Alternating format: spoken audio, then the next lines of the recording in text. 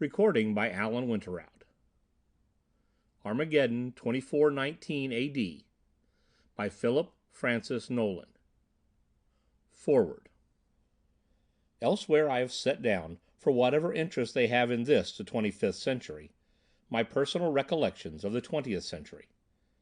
Now it occurs to me that my memoirs of the 25th century may have an equal interest 500 years from now, particularly in view of that unique perspective from which I have seen the 25th century, entering it, as I did, in one leap across a gap of 492 years.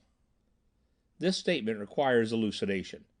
There are still many in the world who are not familiar with my unique experience. 5 centuries from now, there may be many more, especially if civilization is fated to endure any worse convulsions than those which have occurred between 1975 AD and the present time. I should state, therefore, that I, Anthony Rogers, am, so far as I know, the only man alive whose normal span of 81 years of life has been spread over a period of 573 years. To be precise, I lived the first 29 years of my life between 1898 and 1927, the other 52 since 2419. The gap between these two, a period of nearly 500 years, I spent in a state of suspended animation, free from the ravages of catabolic processes, and without any apparent effect on my physical or mental faculties. When I began my long sleep, man had just begun his real conquest of the air in a sudden series of transoceanic flights in airplanes driven by internal combustion motors.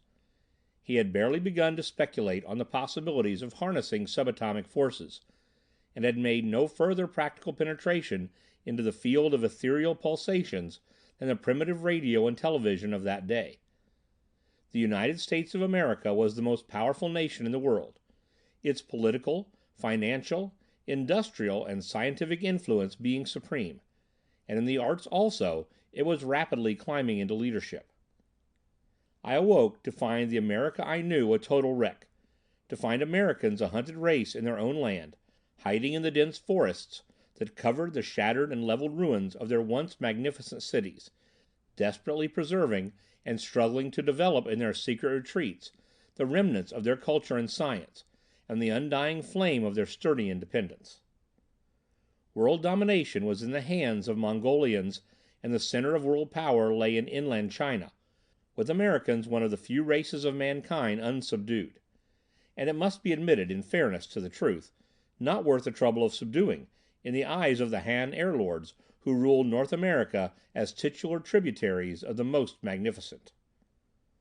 For they needed not the forests in which the Americans lived, nor the resources of the vast territories these forests covered. With the perfection to which they had reduced the synthetic production of necessities and luxuries, their remarkable development of scientific processes, and mechanical accomplishments of work, they had no economic need for the forests, and no economic desire for the enslaved labor of an unruly race. They had all they needed for their magnificently luxurious and degraded scheme of civilization, within the walls of the 15 cities of sparkling glass they had flung skyward on the sites of ancient American centers, into the bowels of the earth underneath them, and with relatively small surrounding areas of agriculture. Complete domination of the air rendered communication between these centers a matter of ease and safety. Occasional destructive raids on the wastelands were considered all that was necessary to keep the wild Americans on the run within the shelter of their forests, and prevent their becoming a menace to the Han civilization. But nearly 300 years of easily maintained security, the last century of which had been nearly sterile in scientific, social, and economic progress, had softened and devitalized the Hans. It had likewise developed, beneath the protecting foliage of the forest, the growth of a vigorous new American civilization, remarkable in the mobility and flexibility of its organization, in its conquest of almost insuperable obstacles, in the development and guarding of its industrial and scientific resources, all in anticipation of that day of hope to which it had been looking forward for generations, when it would be strong enough to burst from the green chrysalis of the forests, soar into the upper air lanes, and destroy the yellow incubus. At the time I awoke, the day of hope was almost at hand. I shall not attempt to set forth a detailed history of the Second War of Independence, for that has been recorded already by better historians than I am. Indeed, I shall confine myself largely to the part I was fortunate enough to play in this struggle and in the events leading up to it. It all resulted from my interest in radioactive gases. During the latter part of 1927, my company, the American Radioactive Gas Corporation, had been keeping me busy investigating reports of unusual phenomena observed in certain abandoned coal mines near the Wyoming Valley in Pennsylvania. With 2 assistants and a complete equipment of scientific instruments, I began the exploration of a deserted working in a mountainous district, where several weeks before a number of mining engineers had reported traces of carnotite. Footnote: a hydrogenate of uranium and other metals used as a source of radium compounds. End footnote. And what they believed to be radioactive gases. Their report was not without foundation, it was apparent from the outset, for in our examination of the upper levels of the mine, our instruments indicated a vigorous radioactivity. On the morning of December 15th, we descended to one of the lowest levels. To our surprise, we found no water there. Obviously, it had drained off through some break in the strata. We noticed, too, that the rock in the side walls of the shaft was soft, evidently due to the radioactivity, and pieces crumbled underfoot rather easily. We made our way cautiously down the shaft, when suddenly the rotted timbers above us gave way. I jumped ahead, barely escaping the avalanche of coal and soft rock, but my companions, who were several paces behind me, were buried under it, and undoubtedly met instant death. I was trapped. Return was impossible. With my electric torch, I explored the shaft to its end, but could find no other way out. The air became increasingly difficult to breathe, probably from the rapid accumulation of the radioactive gas. In a little while my senses reeled, and I lost consciousness. When I awoke, there was a cool and refreshing circulation of air in the shaft. I had no thought that I had been unconscious more than a few hours, although it seems that the radioactive gas had kept me in a state of suspended animation for something like 500 years. My awakening, I figured out later, had been due to some shifting of the strata, which reopened the shaft and cleared the atmosphere in the working. This must have been the case, for I was able to struggle back up the shaft over a pile of debris and stagger up the long incline to the mouth of the mine, where an entirely different world, overgrown with a vast forest and no visible sign of human habitation, met my eyes. I shall pass over the days of mental agony that followed in my attempt to grasp the meaning of it all. There were times when I felt that I was on the verge of insanity. I roamed the unfamiliar forest like a lost soul. Had it not been for the necessity of improvising traps and crude clubs with which to slay my food, I believe I should have gone mad. Suffice it to say, however, that I survived this psychic crisis. I shall begin my narrative proper with my first contact with Americans of the year 2419 A.D. End of Foreword.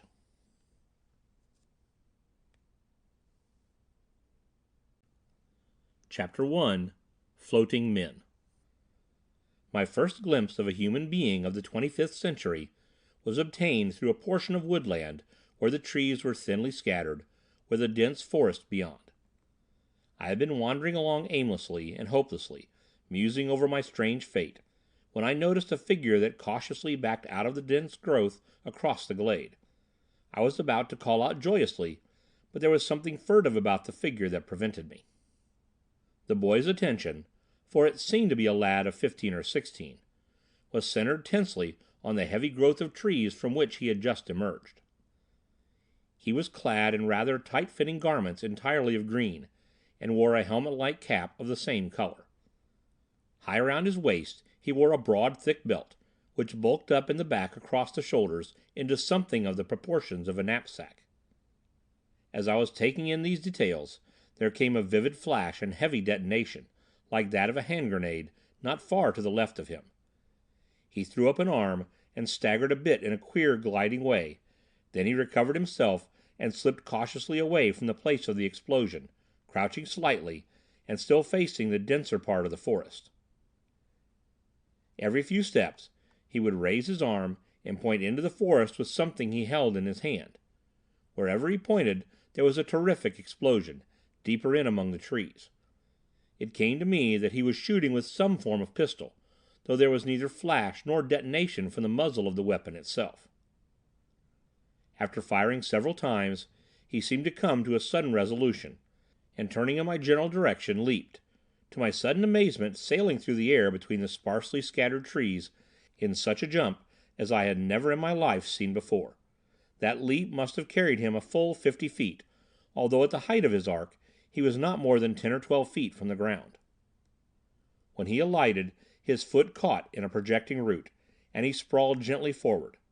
I say gently, for he did not crash down as I expected him to do. The only thing I could compare it with was a slow-motion cinema, although I had never seen one in which horizontal motions were registered at normal speed and only the vertical movements were slowed down. Due to my surprise, I suppose my brain did not function with its normal quickness, for I gazed at the prone figure for several seconds before I saw the blood that oozed out from under the tight green cap. Regaining my power of action, I dragged him out of sight, back of the big tree. For a few moments I busied myself in an attempt to staunch the flow of blood. The wound was not a deep one. My companion was more dazed than hurt. But what of the pursuers? I took the weapon from his grasp and examined it hurriedly. It was not unlike the automatic pistol to which I was accustomed, except that it apparently fired with a button instead of a trigger. I inserted several fresh rounds of ammunition into its magazine from my companion's belt as rapidly as I could, for I soon heard near us the suppressed conversation of his pursuers. There followed a series of explosions round about us, but none very close. They evidently had not spotted our hiding place and were firing at random. I waited tensely, balancing the gun in my hand to accustom myself to its weight and probable throw.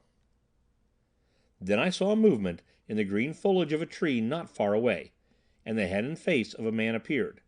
Like my companion, he was clad entirely in green, which made his figure difficult to distinguish. But his face could be seen clearly. It was an evil face, and had murder in it. That decided me. I raised the gun and fired. My aim was bad, for there was no kick in the gun, as I had expected, and I hit the trunk of the tree several feet below him. It blew him from his perch like a crumpled bit of paper, and he floated down to the ground like some limp dead thing, gently lowered by an invisible hand. The tree, its trunk blown apart by the explosion, crashed down. There followed another series of explosions around us.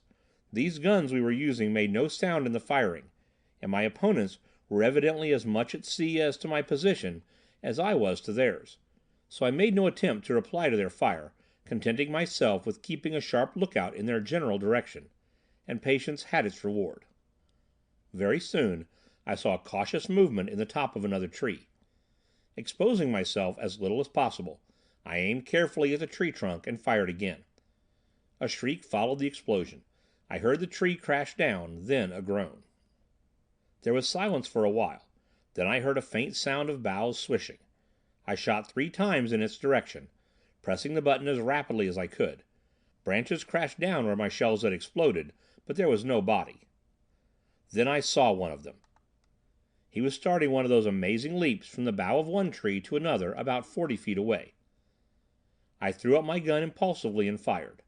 By now I had gotten the feel of the weapon, and my aim was good. I hit him. The bullet must have penetrated his body and exploded. For one moment I saw him flying through the air, then the explosion, and he had vanished. He never finished his leap. It was annihilation. How many more of them there were I don't know, but this must have been too much for them. They used a final round of shells on us, all of which exploded harmlessly, and shortly after I heard them swishing and crashing away from us through the treetops. Not one of them descended to earth. Now I had time to give some attention to my companion. She was, I found, a girl, and not a boy. Despite her bulky appearance, due to the peculiar belt strapped around her body high up under the arms, she was very slender and very pretty. There was a stream not far away, from which I brought water and bathed her face and wound. Apparently the mystery of these long leaps, the monkey-like ability to jump from bough to bough, and of the bodies that floated gently down instead of falling, lay in the belt. The thing was some sort of anti-gravity belt that almost balanced the weight of the wearer, thereby tremendously multiplying the propulsive power of the leg muscles and the lifting power of the arms. When the girl came to, she regarded me as curiously as I did her, and promptly began to quiz me. Her accent and intonation puzzled me a lot, but nevertheless we were able to understand each other fairly well, except for certain words and phrases. I explained what had happened while she lay unconscious, and she thanked me simply for saving her life. "You are a strange exchange," she said, eyeing my clothing quizzically. Evidently she found it mirth-provoking by contrast with her own neatly efficient garb. "Don't you understand what I mean by exchange? I mean, let me see, a stranger, someone from some other gang." "What gang do you belong to?" She pronounced it "gan," with only a suspicion of a nasal sound. I laughed. "I'm not a gangster," I said, but she evidently did not understand this word. "I don't belong to any gang," I explained, "and never did. Does everybody belong to a gang nowadays?" "Naturally," she said, frowning. "If you don't belong to a gang, where and how do you live? Why have you not found and joined a gang? How do you eat? Where do you get your clothing?" "I've been eating wild game for the past 2 weeks," I explained, "and this clothing, I paused, wondering how I could explain that it must be many hundred years old. In the end, I saw I would have to tell my story as well as I could, piecing it together with my assumptions as to what had happened. She listened patiently, incredulously at first, but with more confidence as I went along. When I had finished, she sat thinking for a long time. "That's hard to believe," she said. "But I believe it." She looked me over with frank interest. "Were you married when you slipped into unconsciousness down in that mine?" she asked me suddenly. I assured her I had never married. "Well, that simplifies matters," she continued.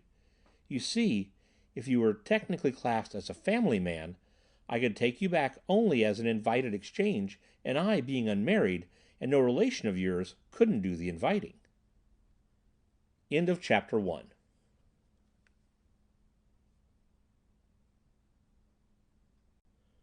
Chapter 2. The Forest Gangs.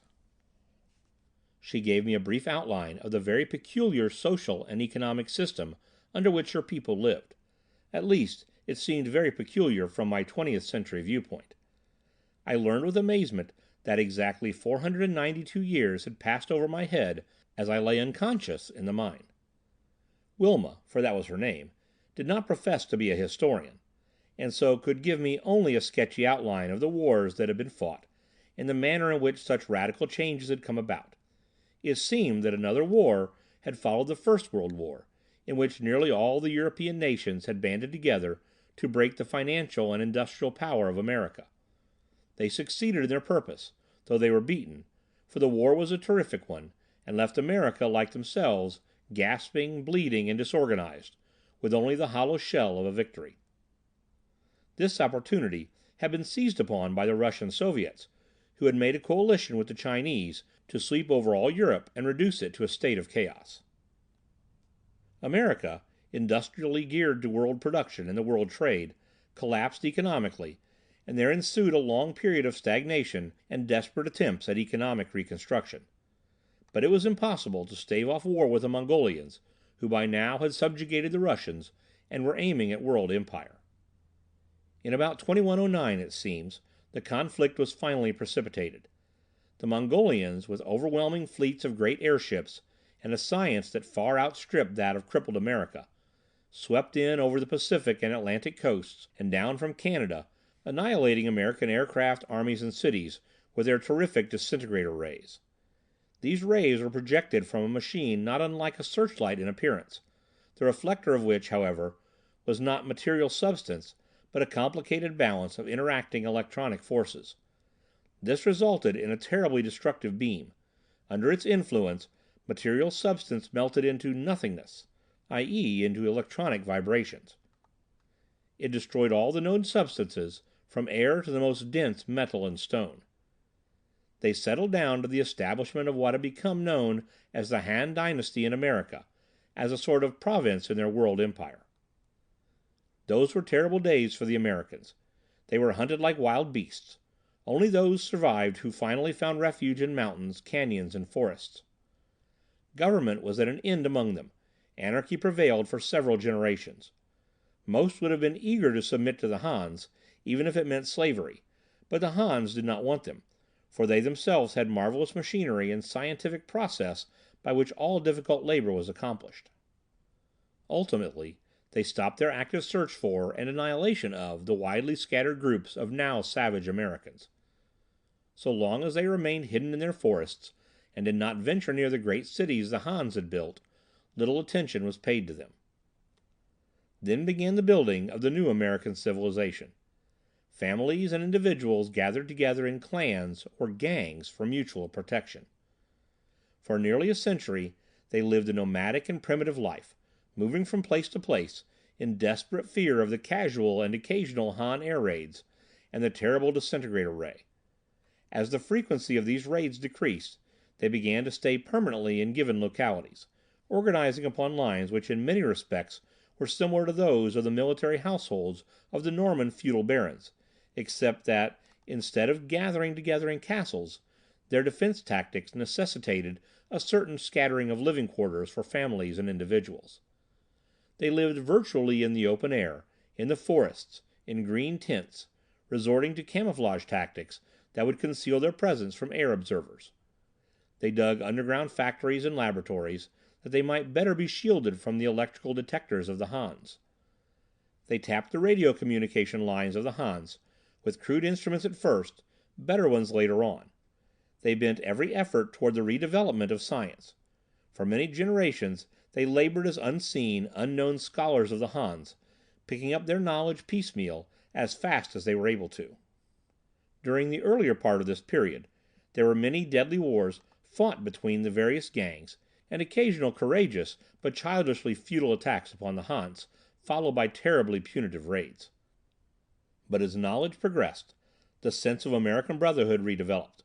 Reciprocal arrangements were made between the gangs over constantly increasing areas. Trade developed to a certain extent, as between one gang and another. But the interchange of knowledge became more important than that of goods, as skill in the handling of synthetic processes developed. Within the gang, an economy was developed that was a compromise between individual liberty and a military socialism. The right of personal property was limited practically to personal possessions, but private privileges were many and sacredly regarded.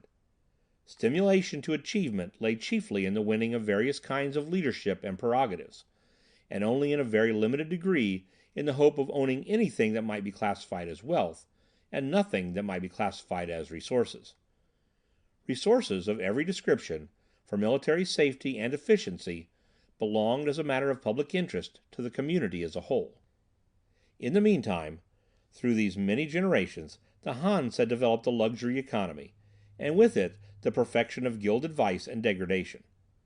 The Americans were regarded as wild men of the woods, and since they neither needed nor wanted the woods or the wild men, they treated them as beasts, and were conscious of no human brotherhood with them. As time went on, and synthetic processes of developing foods and materials were further developed, less and less ground was needed by the Hans for the purposes of agriculture, and finally even the working of mines was abandoned when it became cheaper to build up metal from electronic vibrations than to dig them out of the ground. The Han race, devitalized by its vices and luxuries, with machinery and scientific processes to satisfy its every want, with virtually no necessity of labor, began to assume a defensive attitude toward the Americans.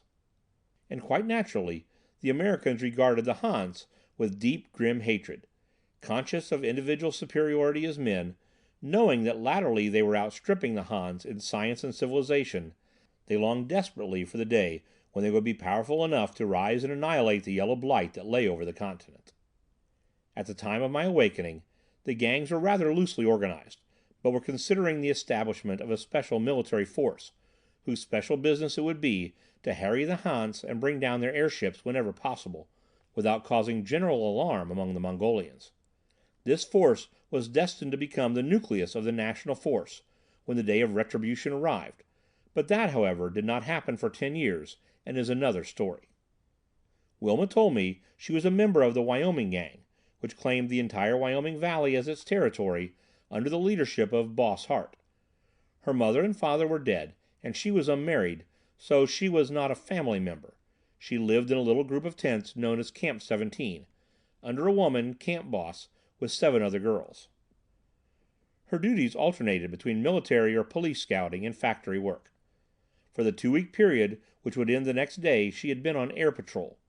This did not mean, as I first imagined, that she was flying, but rather that she was on the lookout for Han ships over this outlying section of the Wyoming Territory, and had spent most of her time perched in the treetops scanning the skies.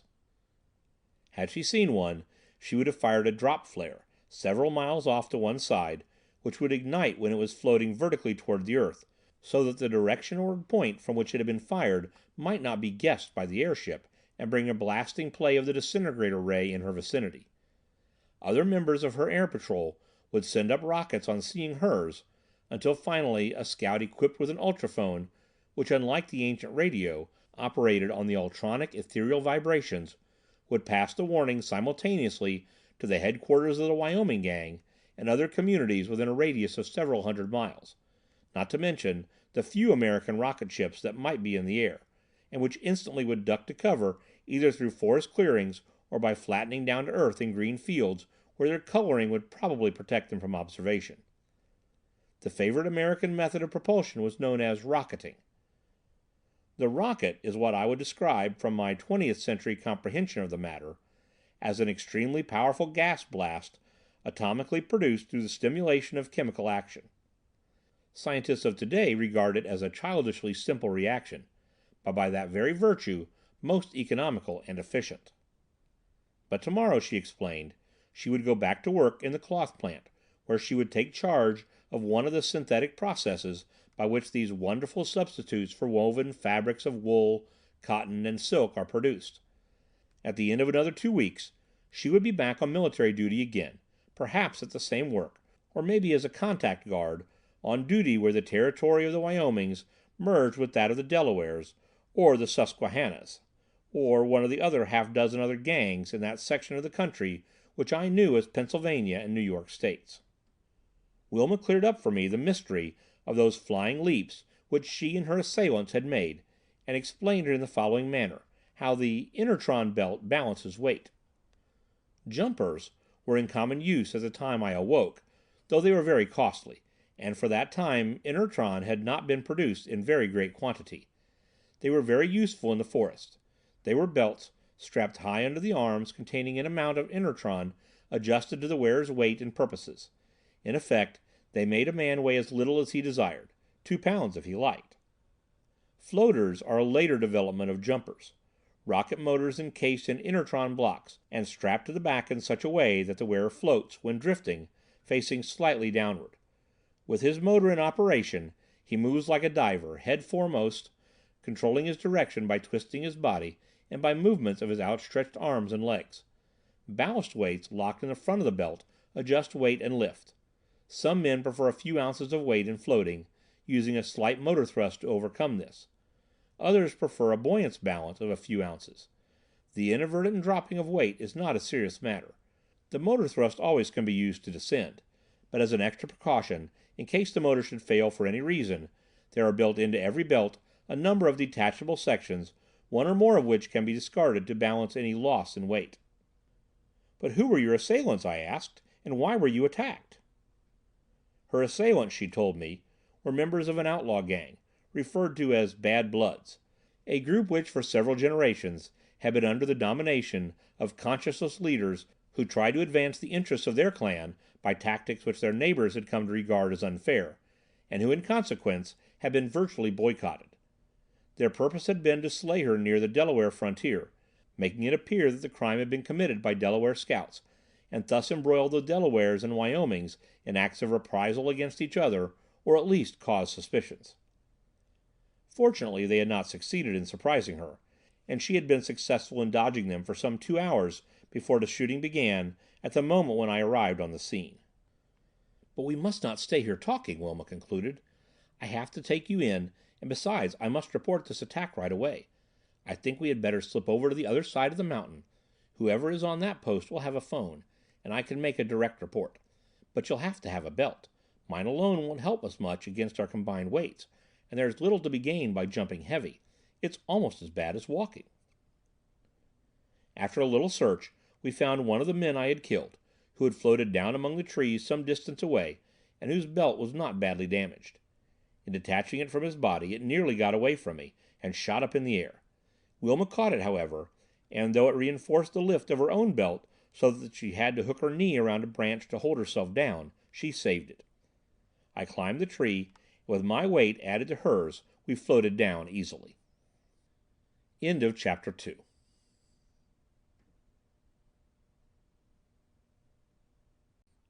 Chapter 3. Life in the 25th Century. We were delayed in starting for quite a while, since I had to acquire a few crude ideas about the technique of using these belts. I had been sitting down, for instance, with the belt strapped about me, enjoying an ease similar to that of a comfortable armchair. When I stood up with a natural exertion of muscular effort, I shot 10 feet into the air, with a wild instinctive thrashing of arms and legs that amused Wilma greatly. But after some practice, I began to get the trick of gauging muscular effort to a minimum of vertical and a maximum of horizontal. The correct form, I found, was in a measure comparable to that of skating.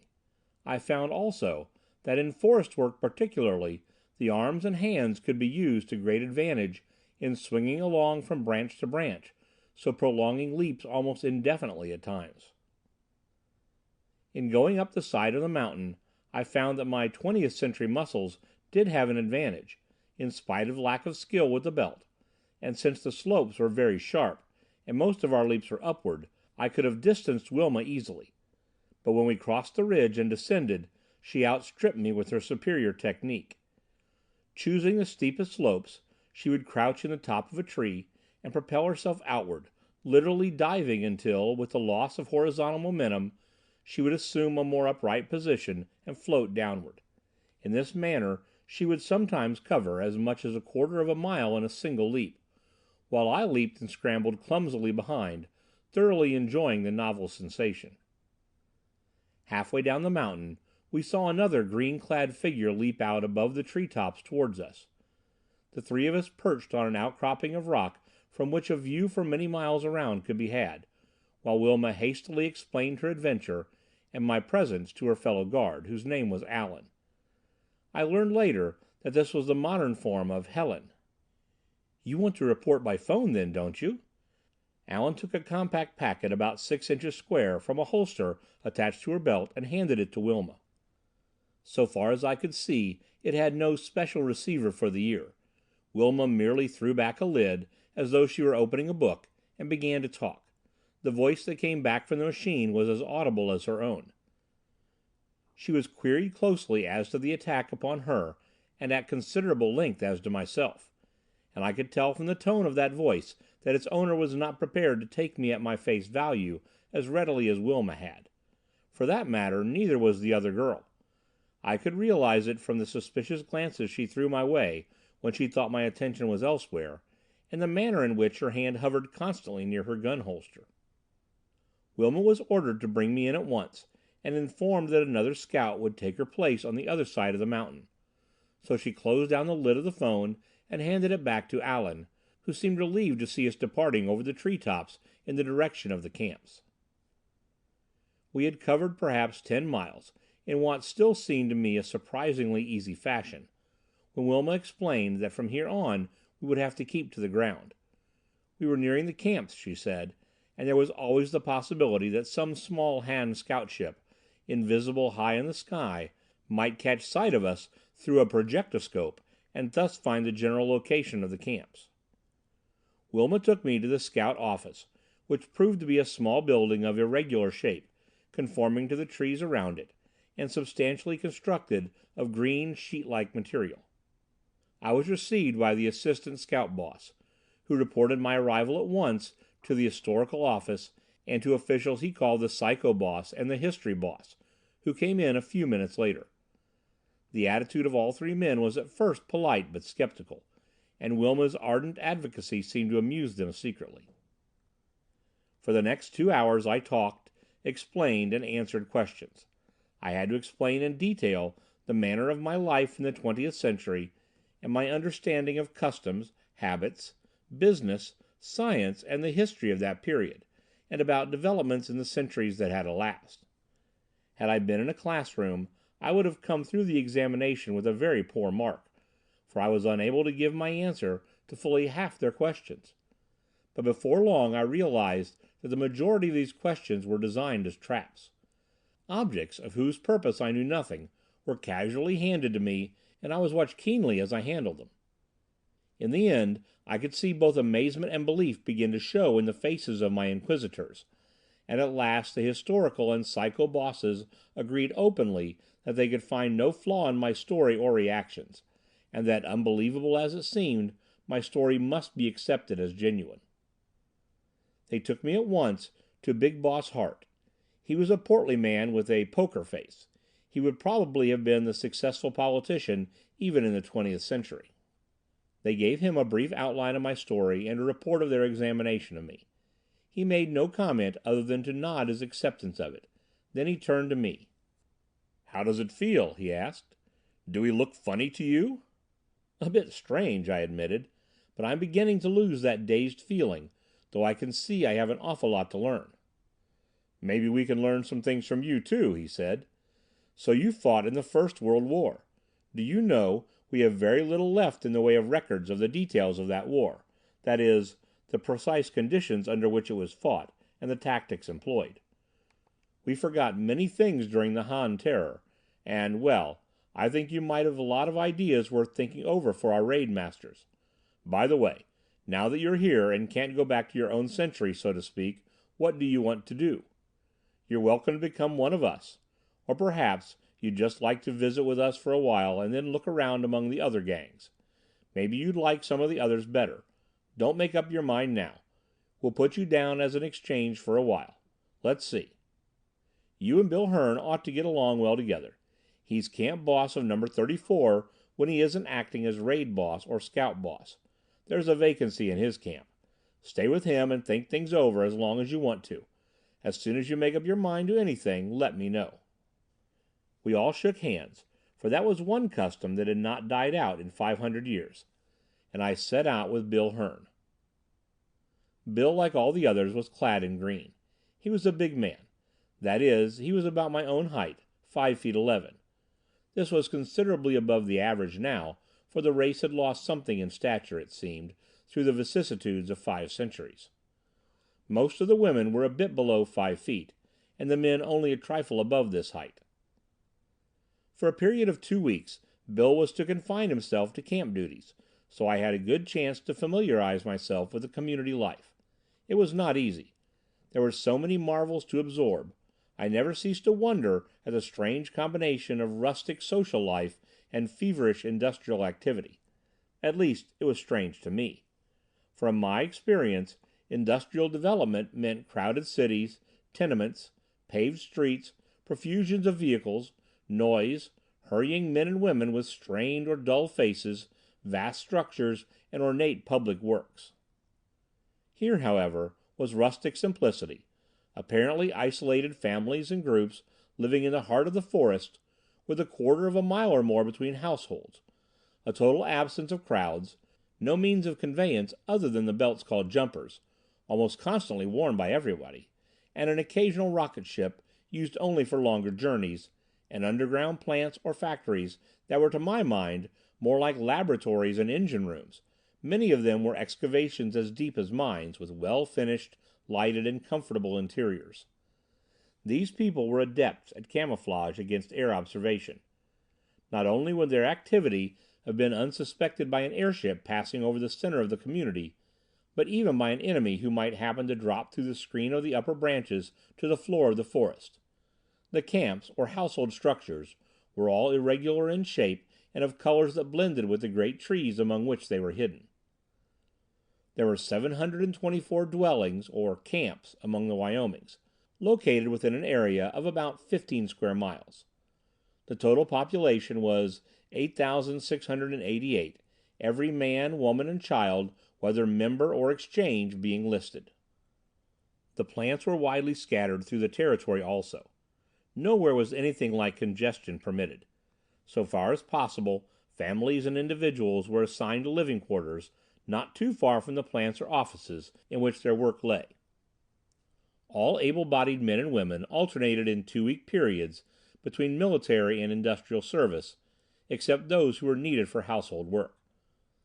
Since working conditions in the plants and offices were ideal, and everybody thus had plenty of healthy outdoor activity in addition, the population was sturdy and active.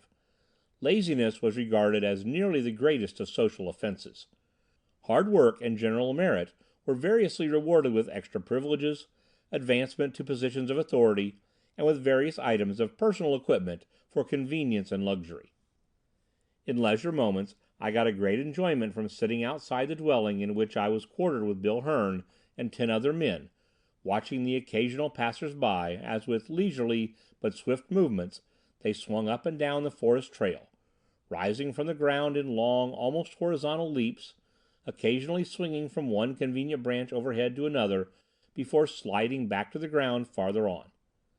Normal traveling pace where these trails were straight enough was about 20 miles an hour. Such things as automobiles and railroad trains, the memory of them not more than a month old in my mind, seemed inexpressibly silly and futile compared with such convenience as these belt or jumpers offered. Bill suggested that I wander around for several days, from plant to plant, to observe and study what I could. The entire community had been apprised of my coming. My rating as an exchange reached every building and post in the community by means of ultronic broadcast. Everywhere I was welcomed in an interested and helpful spirit. I visited the plants where ultronic vibrations were isolated from the ether and through slow processes built up into subelectronic, electronic, and atomic forms into the two great synthetic elements, ultron and inertron. I learned something, superficially at least, of the processes of combining chemical and mechanical action through which were produced the various forms of synthetic cloth. I watched the manufacture of the machines which were used at locations of construction to produce the various forms of building materials, but I was particularly interested in the munitions plants and the rocket ship shops. Ultron is a solid of great molecular density and moderate elasticity, which has the property of being 100% conductive to those pulsations known as light, electricity, and heat. Since it is completely permeable to light vibrations, it is therefore absolutely invisible and non-reflective. Its magnetic response is almost, but not quite, 100% also. It is therefore very heavy under normal conditions, but extremely responsive to the repeller or anti-gravity rays such as the Hans use as legs for their airships. Inertron is the second great triumph of American research and experimentation with ultronic forces. It was developed just a few years before my awakening in the abandoned mind. It is a synthetic element built up through a complicated heterodyning of ultronic pulsations from infrabalanced subionic forms.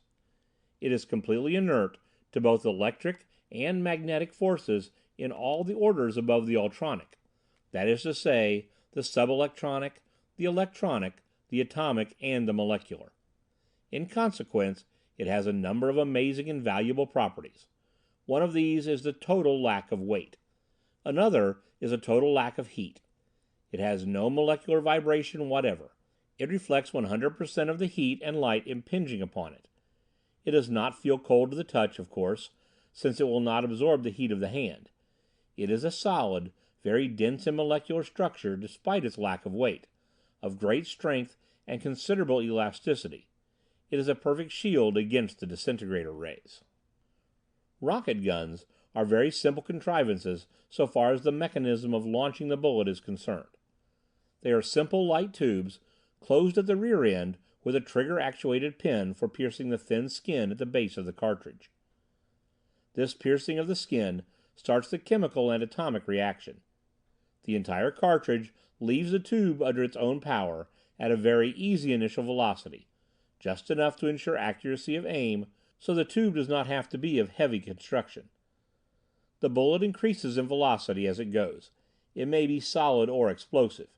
It may explode on contact or on time, or a combination of these two. Bill and I talked mostly of weapons, military tactics, and strategy. Strangely enough, he had no idea whatever of the possibilities of the barrage, though the tremendous effect of a curtain of fire with such high explosive projectiles as these modern rocket guns used was obvious to me. But the barrage idea, it seemed, had been lost track of completely in the air wars that followed the First World War, and in the peculiar guerrilla tactics developed by Americans in the later period of operations from the ground against Han airships, and in the gang wars which, until a few generations ago, I learned, had been almost continuous. "I wonder," said Bill one day, "if we couldn't work up some sort of barrage to spring on the Bad Bloods. The big boss told me today that he's been in communication with the other gangs, and all are agreed that the Bad Bloods might as well be wiped out for good. That attempt on Wilma Deering's life and their evident desire to make trouble amongst the gangs has stirred up every community east of the Alleghenies. The boss says that none of the others will object if we go after them. So I imagine that before long we will. Now show me again how you work that business in the Argonne Forest. The conditions ought to be pretty much the same." I went over it with him in detail, and gradually we worked out a modified plan that we better adapted to our more powerful weapons and the use of jumpers. "It will be easy," Bill exulted. "I'll slide down and talk it over with the boss tomorrow." During the first 2 weeks of my stay with the Wyomings, Wilma Deering and I saw a great deal of each other. I naturally felt a little closer friendship for her, in view of the fact that she was the first human being I saw after waking from my long sleep.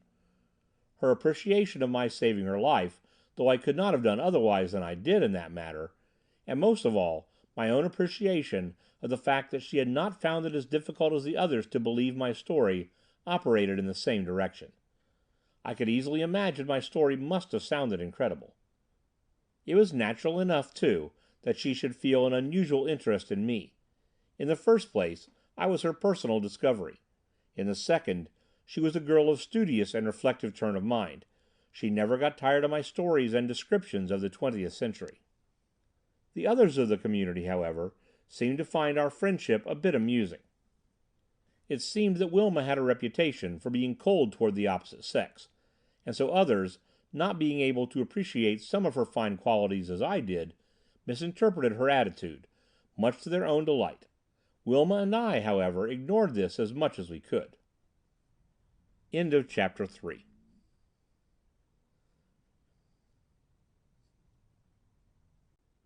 Chapter 4. A Han Air Raid. There was a girl in Wilma's camp named Gertie Mann, with whom Bill Hearn was desperately in love, and the four of us used to go around a lot together. Gertie was a distinct type. Whereas Wilma had the usual dark brown hair and hazel eyes that marked nearly every member of the community, Gertie had red hair, blue eyes, and very fair skin. She has been dead many years now, but I remember her vividly because she was a throwback in physical appearance to a certain 20th century type which I have found very rare among modern Americans. Also because the four of us were engaged one day in a discussion of this very point when I obtained my first experience of a Han air raid. We were sitting high on the side of a hill overlooking the valley that teemed with human activity, invisible beneath its blanket of foliage. The other three, who knew of the Irish but vaguely and indefinitely, as a race on the other side of the globe, which, like ourselves, had succeeded in maintaining a precarious and fugitive existence in rebellion against the Mongolian domination of the earth, were listening with interest to my theory that Gertie's ancestors of several hundred years ago must have been Irish. I explained that Gertie was an Irish type, evidently a throwback, and that her surname might well have been McMahon or McMahon, and still more anciently, MacMcGannon. They were interested, too, in my surmise that Gertie was the same name as that which had been Gertie or Gertrude in the 20th century.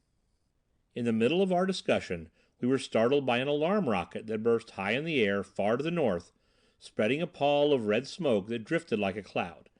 It was followed by others at scattered points in the northern sky.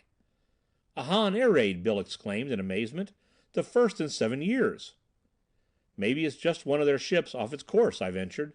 "No," said Wilma in some agitation. "That would be green rockets. Red means only one thing, Tony. They're sweeping the countryside with their dis beams. Can you see anything, Bill?" "We had better get under cover," Gertie said nervously. "The four of us are bunched here in the open. For all we know, they may be 12 miles up out of sight, yet looking at us with a projecto." Bill had been sweeping the horizon hastily with his glass, but apparently saw nothing. "We had better scatter at that," he said finally. "It's orders, you know. See?" He pointed to the valley. Here and there a tiny human figure shot for a moment above the foliage of the treetops. "That's bad," Wilma commented as she counted the jumpers. "No less than 15 people visible, and all clearly radiating from a central point. Do they want to give away our location?" The standard orders covering air raids were that the population was to scatter individually. There should be no grouping or even pairing in view of the destructiveness of the disintegrator rays. Experience of generations had proven that if this were done and everybody remained hidden between the tree screens, the Hans would have to sweep mile after mile of territory, foot by foot, to catch more than a small percentage of the community. Gertie, however, refused to leave Bill, and Wilma developed an equal obstinacy against quitting my side. I was inexperienced at this sort of thing, she explained, quite ignoring the fact that she was too. She was only 13 or 14 years old at the time of the last air raid. However, since I could not argue her out of it, we leaped together about a quarter of a mile to the right, while Bill and Gertie disappeared down the hillside among the trees. Wilma and I both wanted a point of vantage from which we might overlook the valley and the sky to the north, and we found it near the top of the ridge where, protected from visibility by thick branches, we could look out between the tree trunks and get a good view of the valley. No more rockets went up. Except for a few of those warning red clouds drifting lazily in a blue sky, there was no visible indication of man's past or present existence anywhere in the sky or on the ground. Then Wilma gripped my arm and pointed. I saw it. Away off in the distance, looking like a phantom dirigible airship in its coat of low visibility paint, a bare spectre. 7,000 feet up, Wilma whispered, crouching close to me. Watch. The ship was about the same shape as the great dirigibles of the 20th century that I had seen, but without the suspended control car, engines, propellers, rudders, or elevating planes. As it loomed rapidly nearer, I saw that it was wider and somewhat flatter than I had supposed. Now I could see the repeller rays that held the ship aloft, like searchlight beams faintly visible in the bright daylight, and still faintly visible to the human eye at night. Actually, I had been informed by my instructors there were two rays, the visible one generated by the ship's apparatus, and directed towards the ground as a beam of carrier impulses, and the true repeller ray, the complement of the other in one sense, induced by the action of the carrier and reacting in concentrating upward direction from the mass of the earth, becoming successively electronic, atomic, and finally molecular in its nature, according to various ratios of distance between earth mass and a carrier source, until in the last analysis the ship itself actually is supported on an upward rushing column of air, much like a ball continuously supported on a fountain jet. The raider neared with incredible speed. Its rays were both slanted astern at a sharp angle, so that it slid forward with tremendous momentum.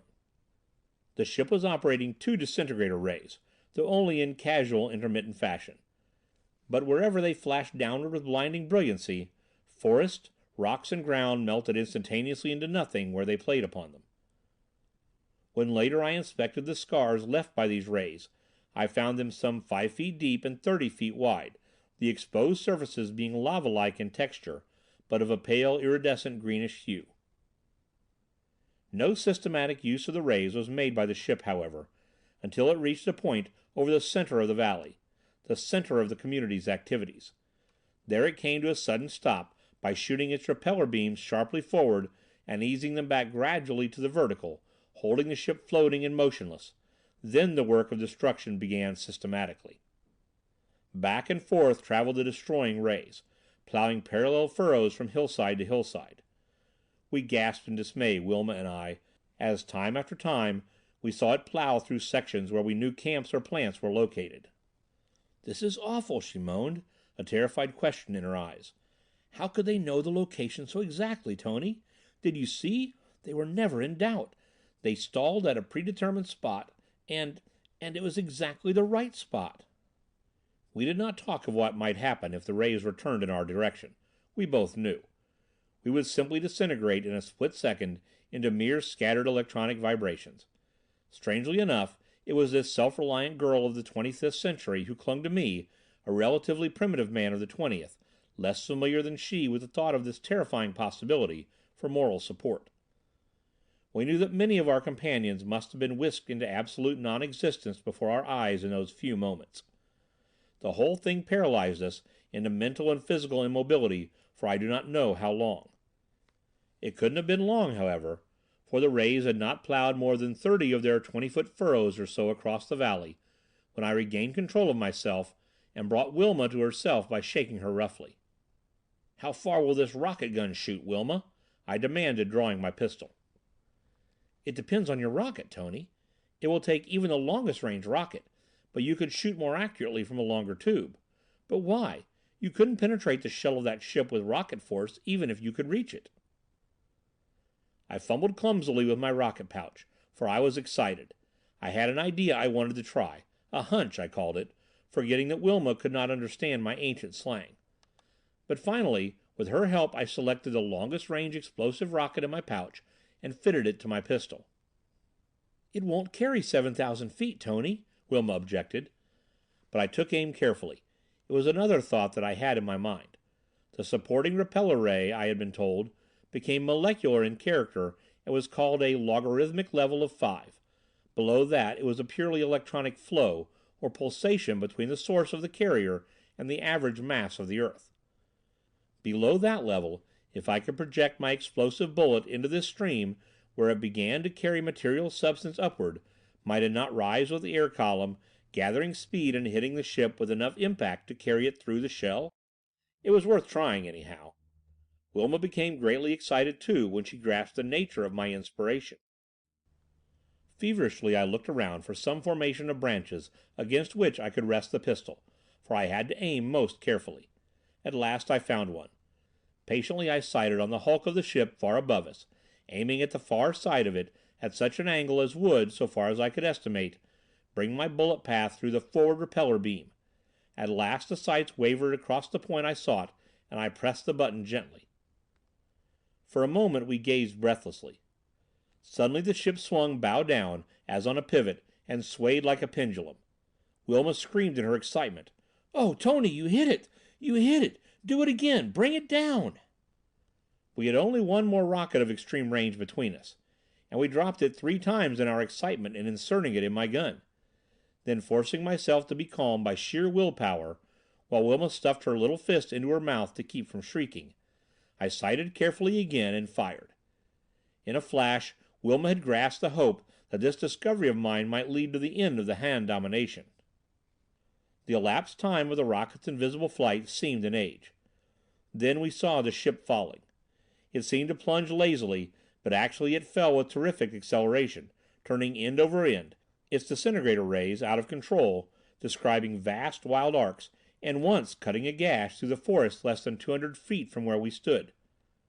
The crash with which the heavy craft hit the ground reverberated from the hills, the momentum of 18 or 20,000 tons in a sheer drop of 7,000 feet. A mangled mass of metal, it buried itself in the ground with poetic justice in the middle of the smoking, semi-molten field of destruction it had been so deliberately plowing. The silence, the vacuity of the landscape was oppressive as the last echoes died away. Then far down the hillside, a single figure leaped exultantly above the foliage screen, and in the distance another, and another. In a moment the sky was punctured by signal rockets. One after another the little red puffs became drifting clouds. "Scatter! Scatter!" Wilma exclaimed. "In half an hour there will be an entire Han fleet here from Nu Yok, and another from Buffalo. They'll get this instantly on the recordographs and location finders. They'll blast the whole valley and the country for miles beyond. Come, Tony, there's no time for the gang to rally. See the signals? We've got to jump. Oh, I'm so proud of you." Over the ridge we went, in long leaps towards the east, the country of the Delawares.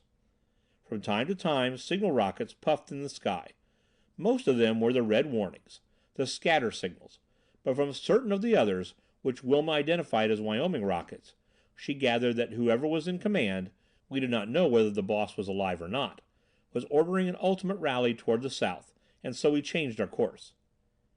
It was a great pity, I thought, that the clan had not been equipped throughout its membership with ultrophones, but Wilma explained to me that not enough of these had been built for distribution as yet. although general distribution had been contemplated within a couple of months. We traveled far before nightfall overtook us, trying only to put as much distance as possible between ourselves and the valley. When gathering dusk made jumping too dangerous, we sought a comfortable spot between the trees and consumed part of our emergency rations. It was the first time I had tasted the stuff, a highly nutritive synthetic substance called concentro, which was, however, a bit bitter and unpalatable. But as only a mouthful or so was needed, it did not matter. Neither of us had a cloak, but we were both thoroughly tired and happy, so we curled up together for warmth. I remember Wilma making some sleepy remark about our mating as she cuddled up, as though the matter were all settled, and my surprise at my own instant acceptance of the idea, for I had not consciously thought of her that way before. But we both fell asleep at once. In the morning we found little time for love-making. The practical problem facing us was too great. Wilma felt that the Wyoming plan must be to rally in the Susquehanna territory, but she had her doubts about the wisdom of this plan. In my elation at my success in bringing down the Han ship, and my newly found interest in my charming companion, who was, from my viewpoint of another century, at once more highly civilized and yet more primitive than myself, I had forgotten the ominous fact that the Han ship I had destroyed must have known the exact location of the Wyoming works. This meant, to Wilma's logical mind, either that the Hans had perfected new instruments as yet unknown to us, or that somewhere among the Wyomings or some other nearby gang there were traitors so degraded as to commit that unthinkable act of trafficking in information with the Hans. In either contingency, she argued, other Han raids would follow, and since the Susquehannas had a highly developed organization and more than unusually productive plants, the next raid might be expected to strike them. But at any rate, it was clearly our business to get in touch with the other fugitives as quickly as possible. So in spite of muscles that were sore from the excessive leaping of the day before, we continued on our way. We traveled for only a couple of hours when we saw a multicolored rocket in the sky some 10 miles ahead of us. "Bear to the left, Tony," Wilma said, "and listen for the whistle." "Why?" I asked. "Haven't they given you the rocket code yet?" she replied. "That's what the green, followed by yellow and purple means. To concentrate 5 miles east of the rocket position. You know, the rocket position itself might draw a play of disintegrator beams." It did not take us long to reach the neighborhood of the indicated rallying, though we were now traveling beneath the trees, with but an occasional leap to a top branch to see if any more rocket smoke was floating above. And soon we heard a distant whistle. We found about half the gang already there, in a spot where the trees met high above a little stream. The big boss and raid bosses were busy reorganizing the remnants. We reported to Boss Hart at once. He was silent but interested when he heard our story. "You two stick close to me," he said, adding grimly, "I'm going back to the valley at once with 100 picked men, and I'll need you." End of Chapter 4.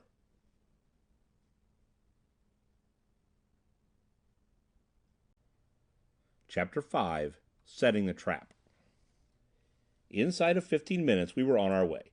A certain amount of caution was sacrificed for the sake of speed, and the men leaped away either across the forest top or over open spaces of ground, but concentration was forbidden. The big boss named the spot on the hillside as the rallying point. "We'll have to take a chance on being seen, so long as we don't group," he declared. "At least until within 5 miles of the rallying spot. From then on, I want every man to disappear from sight and to travel under cover. And keep your ultrophones open and tuned on 10476." Wilma and I had received our battle equipment from the gear boss. It consisted of a long gun, a hand gun, and a special case of ammunition constructed of inertron, which made the load weigh but a few ounces, and a short sword. This gear we strapped over each other's shoulders on top of our jumping belts. In addition, we each received an ultrophone and a light inertron blanket rolled into a cylinder about 6 inches long by 2 or 3 in diameter. This fabric was exceedingly thin and light, but it had considerable warmth, because of the mixture of inertron in its composition. "This looks like business," Wilma remarked to me with sparkling eyes. And I might mention a curious thing here. The word business has survived from the 20th century American vocabulary, but not with any meaning of industry or trade, for such things being purely community activities were spoken of as work and clearing. Business simply meant fighting, and that was all. "Did you bring all the equipment from the valley?" I asked the gear boss. "No," he said. "There was no time to gather anything. All this stuff we cleared from the Susquehannas a few hours ago. I was with the boss on the way down, and he had me jump on ahead and arrange it. But you two had better be moving. He's beckoning you now." Hart was about to call us on our phones when we looked up. As soon as we did so, he leaped away, waving us to follow closely. He was a powerful man, and he darted ahead in long, swift, low leaps up the banks of the stream, which followed a fairly straight course at this point. By extending ourselves, however, Wilma and I were able to catch up to him.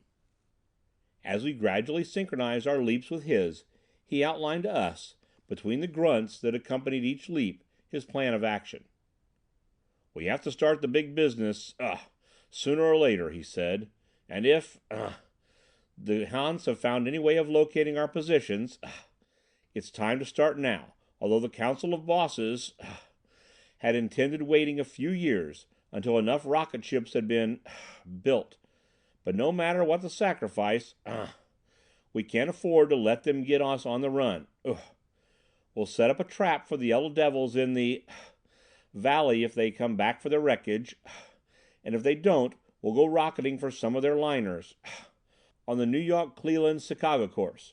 We can use that idea of yours shooting up the repeller beams.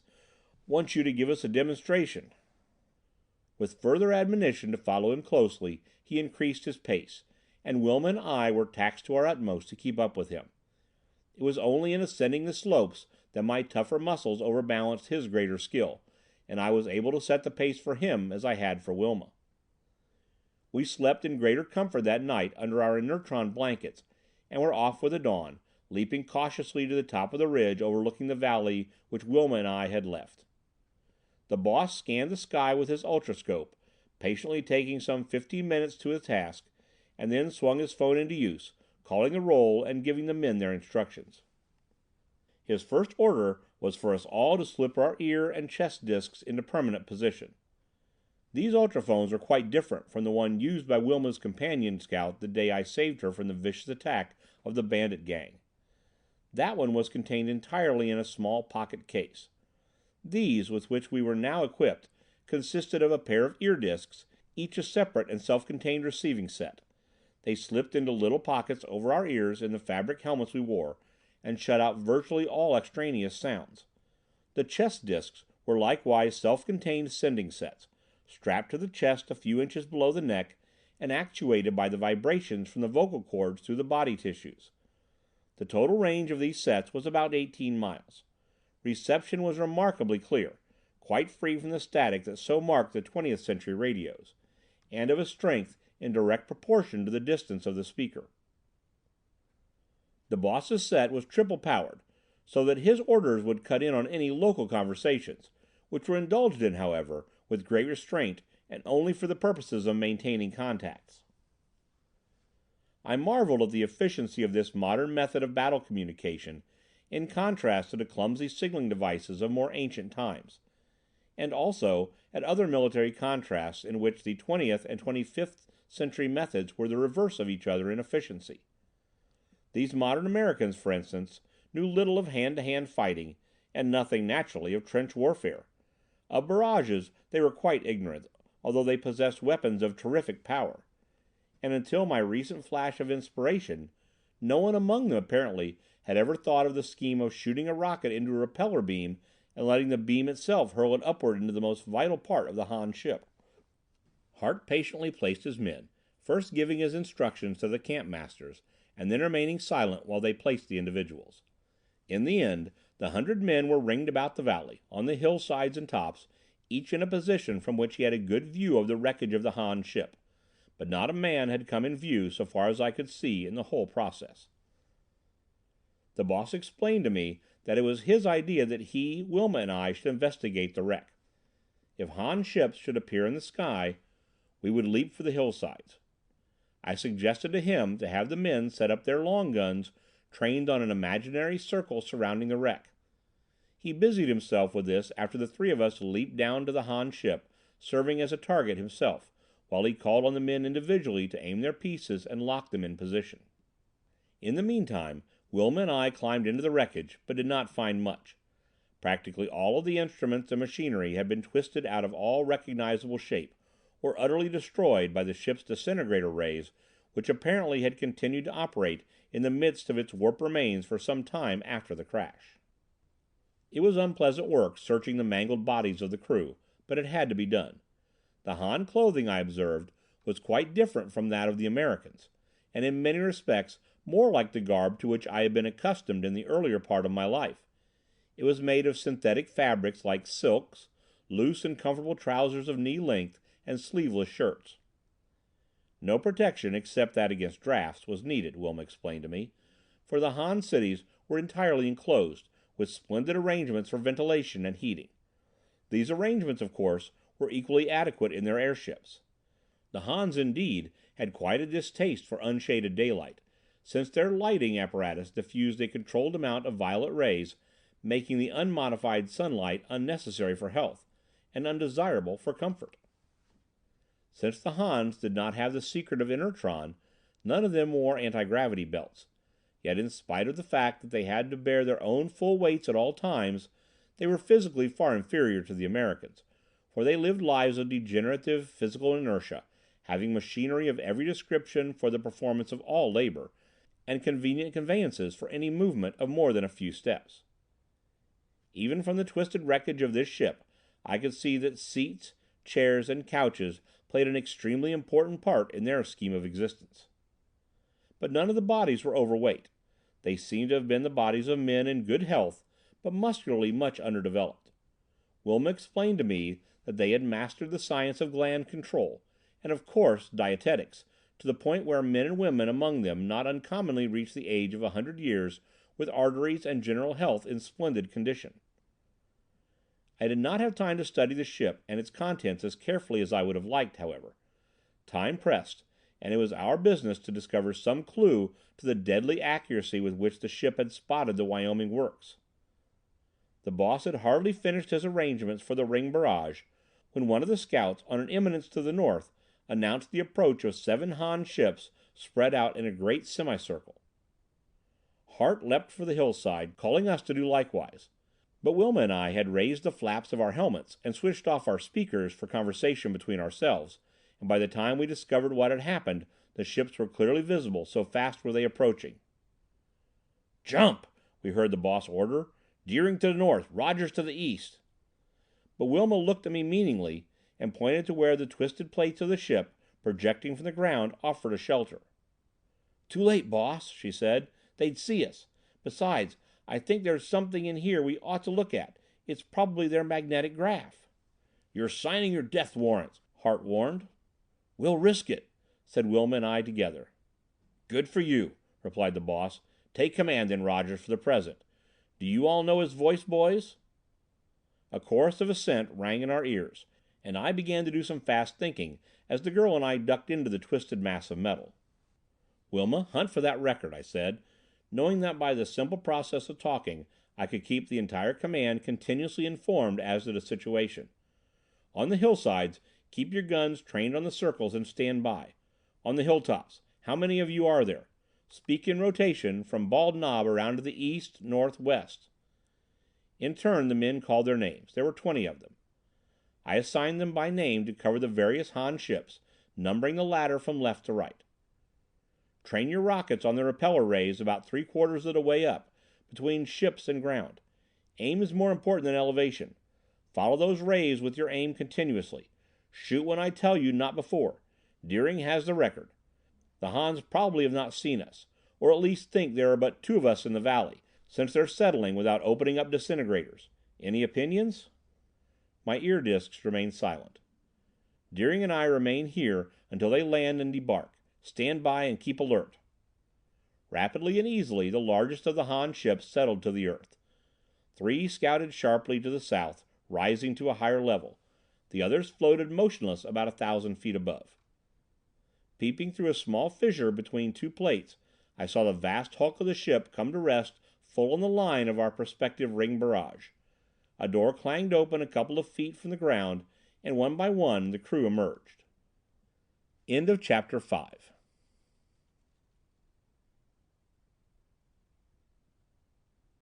Chapter 6. The Wyoming Massacre. "They're coming out of the ship," I spoke quietly, with my hand over my mouth, for fear they might hear me. 1, 2, 3, 4, 5, 6, 7, 8, 9. That seems to be all. Who knows how many men a ship like that is likely to carry? "About 10 if there are no passengers," replied one of my men, probably one of those on the hillside. "How are they armed?" I asked. "Just knives," came the reply. "They never permit hand rays on the ships. Afraid of accidents. Have a ruling against it." "Leave them to us then," I said, for I had hastily formed a plan in my mind. "You, on the hillsides, take the ships above. Abandon the ring target. Divide up in training on those repeller rays. You, on the hilltops, all train on the repellers of the ships to the south. Shoot at the word, but not before. Wilma, crawl over to your left where you can make a straight leap for the door in that ship. These men are all walking around the wreck in a bunch. When they're on the far side, I'll give the word, and you leap through that door in one bound. I'll follow. Maybe we won't be seen. We'll overpower the guard inside, but don't shoot. We may escape being seen by both the crew and ship above. They can't see over this wreck." It was so easy that it seemed too good to be true. The Hans, who had emerged from the ship, walked around the wreckage lazily, talking in guttural tones, keenly interested in the wreck, but quite unsuspicious. At last they were on the far side. In a moment they would be picking their way into the wreck. "Wilma, leap!" I almost whispered the order. The distance between Wilma's hiding place and the door in the side of the Han ship was not more than 15 feet. She was already crouched, with her feet braced against a metal beam. Taking the lift of that wonderful inertron belt into her calculation, she dove, head foremost, like a green projectile through the door. I followed in a split second, more clumsily, but no less speedily, bruising my shoulder painfully as I ricocheted from the edge of the opening and brought up sliding against the unconscious girl, for she evidently had hit her head against the partition within the ship into which she had crashed. We had made some noise within the ship. Shuffling footsteps were approaching down a well-lit gangway. "Any signs we have been observed?" I asked my men on the hillsides. "Not yet," I heard the boss reply. "Ships overhead still standing. No beams have been broken out. Men on ground absorbed in wreck. Most of them have crawled into it out of sight." "Good," I said quickly. "Deering hit her head. Knocked out. One or more members of the crew approaching. We're not discovered yet. I'll take care of them. Stand a bit longer, but be ready." I think my last words must have been heard by the man who was approaching, for he stopped suddenly. I crouched at the far side of the compartment, motionless. I would not draw my sword if there were only one of them. He would be a weakling, I figured, and I should easily overcome him with my bare hands. Apparently reassured at the absence of any further sound, a man came around a sort of bulkhead, and I leaped. I swung my legs up in front of me as I did so, catching him full in the stomach and knocked him cold. I ran forward along the keel gangway, searching for the control room. I found it well up in the nose of the ship, and it was deserted. What could I do to jam the controls of the ship that would not register on the recording instruments of the other ships? I gazed at the mass of controls. Levers and wheels galore. In the center of the compartment, on a massively braced universal joint mounting, was what I took for the repeller generator. A dial on it glowed, and a faint hum came from within its shielding metallic case, but I had no time to study it. Above all else, I was afraid that some automatic telephone apparatus existed in the room, through which I might be heard on the other ships. The risk of trying to jam the controls was too great. I abandoned the idea and withdrew softly. I would have to take a chance that there were no other members of the crew aboard. I ran back to the entrance compartment. Wilma still lay where she had slumped down. I heard the voices of the Hans approaching. It was time to act. The next few seconds would tell whether the ships in the air would try or be able to melt us into nothingness. I spoke. "Are you boys all ready?" I asked, creeping to a position opposite the door and drawing my handgun. Again there was a chorus of assent. "Then on the count of 3, shoot up those repeller rays, all of them, and for God's sake don't miss." And I counted. I think my 3 was a bit weak. I know it took all the courage I had to utter it. For an agonizing instant nothing happened, except that the landing party from the ship strolled into my range of vision. Then, startled, they turned their eyes upward. For an instant they stood frozen with horror at whatever they saw. One hurled his knife at me. It grazed my cheek. Then a couple of them made a break for the doorway. The rest followed, but I fired point blank with my handgun, pressing the button as fast as I could, and aiming at their feet to make sure my explosive rockets would make contact and do their work. The detonations of my rockets were deafening. The spot on which the Hans stood flashed into a blinding glare. Then there was nothing there except their torn and mutilated corpses. They had been fairly bunched, and I got them all. I ran to the door, expecting any instant to be hurled into infinity by the sweep of a disintegrator ray. Some eighth of a mile away I saw one of the ships crash to earth. A disintegrator ray came into my line of vision, wavered uncertainly for a moment, and then began to sweep directly toward the ship in which I stood. But it never reached it. Suddenly, like a light switched off, it shot to one side, and a moment later another vast hulk crashed to earth. I looked out, then stepped out on the ground. The only Han ships in the sky were two of the scouts to the south, which were hanging perpendicularly and sagging slowly down. The others must have crashed down while I was deafened by the sound of the explosion of my own rockets. Somebody hit the other repeller ray of one of the two remaining ships, and it fell out of sight beyond a hilltop. The other, farther away, drifted down diagonally, its disintegrator ray playing viciously over the ground below it. I shouted with exultation and relief. "Take back the command, boss," I yelled. His commands, sending out jumpers in pursuit of the descending ship, rang in my ears, but I paid no attention to them. I leaped back into the compartment of the Han ship, and knelt beside my Wilma. Her padded helmet had absorbed much of the blow, I thought. Otherwise her skull might have been fractured. "Oh, my head!" she groaned, coming to as I lifted her gently in my arms and strode out into the open with her. "We must have won, dearest, did we?" "We most certainly did," I reassured her. "All but one crashed, and that one is drifting down towards the south. We've captured this one we're in intact. There was only one member of the crew aboard when we dove in." Less than an hour afterward, the big boss ordered the outfit to tune in ultrophones on 323 to pick up a translated broadcast of the Han intelligence office in New York, from the Susquehanna station. It was in the form of a public warning and news item, and read as follows.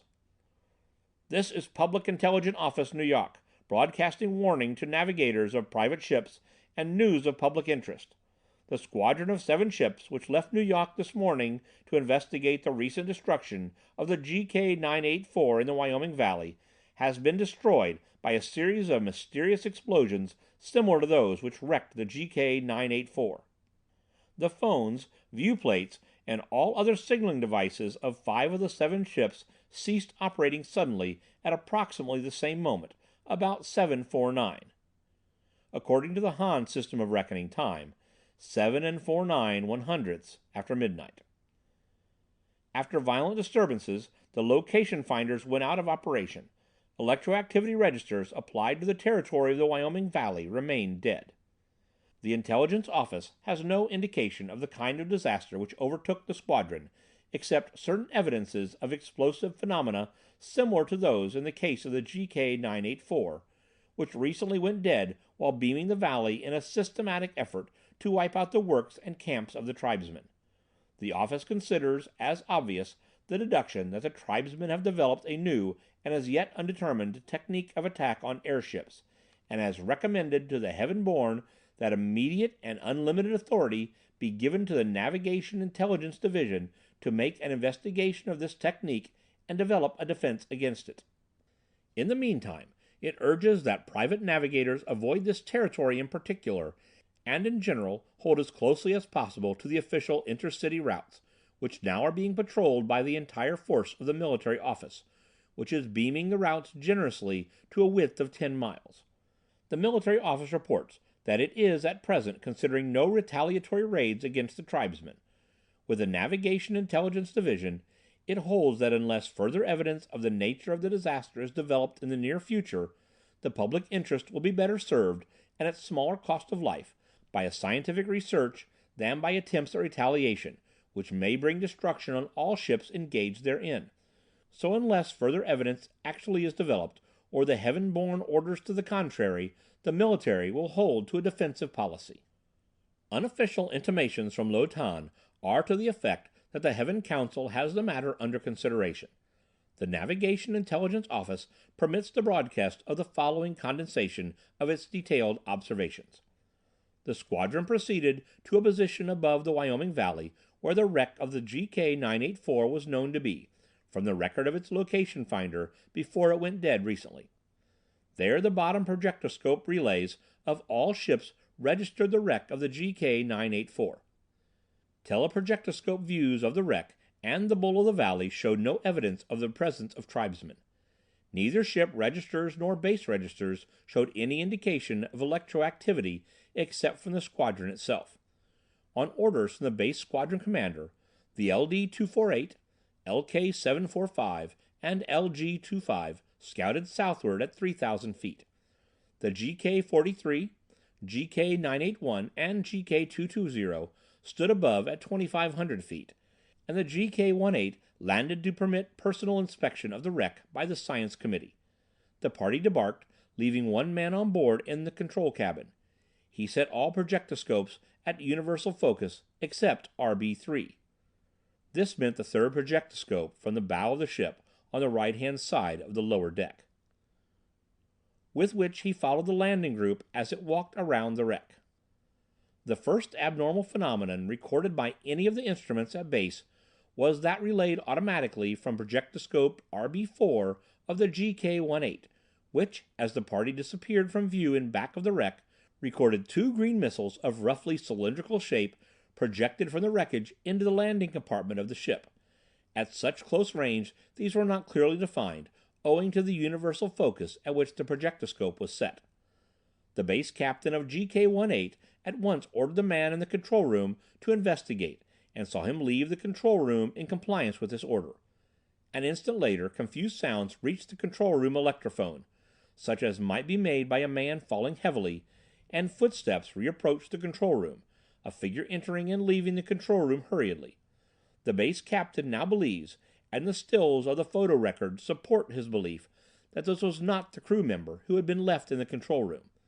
Before the base captain could speak to him, he left the room, nor was any response given to the attention signal the captain flashed throughout the ship.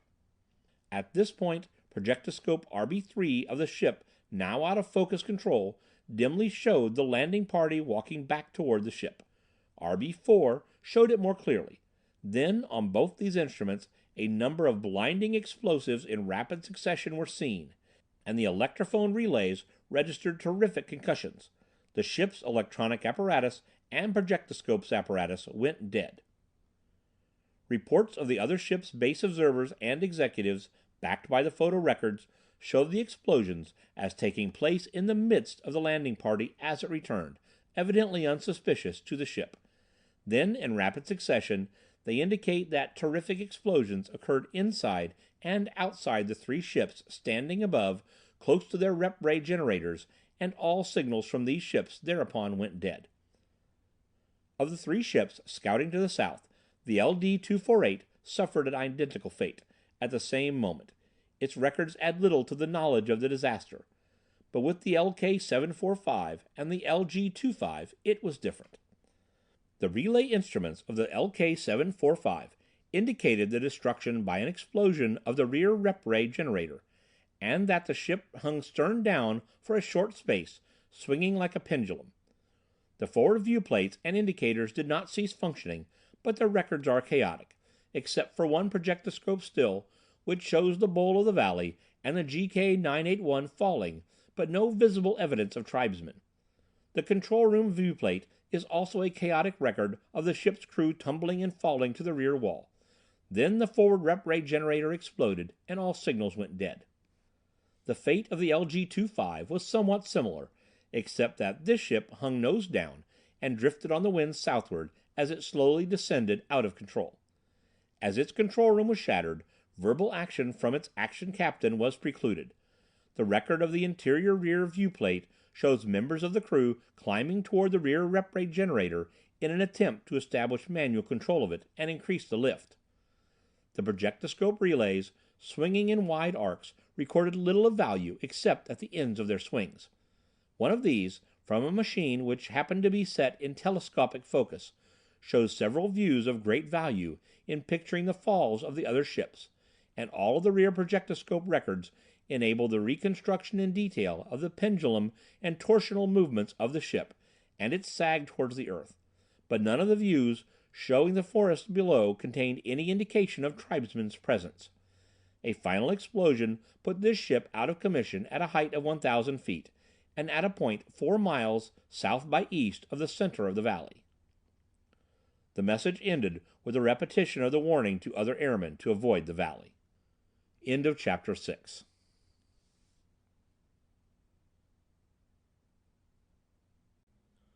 Chapter 7.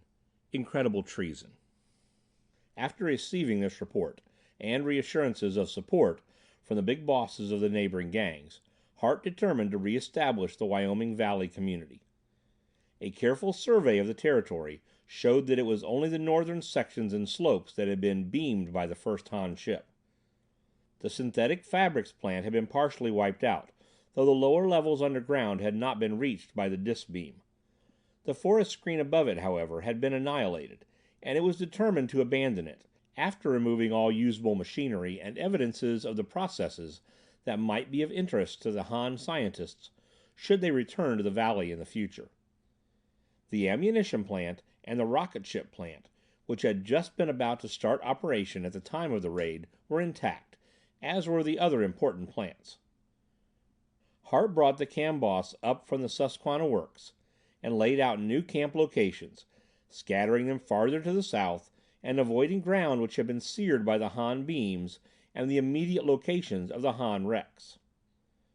During this period, a sharp check was kept upon Han messages, for the phone plant had been one of the first to be put into operation, and when it became evident that the Hans did not intend any immediate reprisals, the entire membership of the community was summoned back and normal life was resumed. Wilma and I had been married the day after the destruction of the ships, and spent this intervening period in a delightful honeymoon, camping high in the mountains. On our return, we had a camp of our own, of course. We were assigned to location 1017, and as might be expected, we had a great deal of banter over which one of us was camp boss. The title stood after my name on the big boss's records, and those of the big cam boss, of course, but Wilma airily held that this meant nothing at all, and generally succeeded in making me admit it whenever she chose.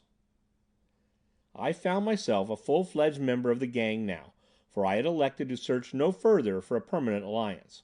Much as I would have liked to familiarize myself with this 25th century life in other sections of the country. The Wyomings had a high morale, and had prospered under the rule of Big Boss Hart for many years. But many of the gangs, I found, were badly organized, lacked strong hands and authority, and were rife with intrigue. On the whole, I thought I would be wise to stay with a group which had already proved its friendliness, and in which I seemed to have prospects of advancement. Under these modern social and economic conditions, the kind of individual freedom to which I had been accustomed in the 20th century was impossible. I would have been as much of a nonentity in every phase of human relationship by attempting to avoid alliances as any man of the 20th century would have been politically who aligned himself with no political party.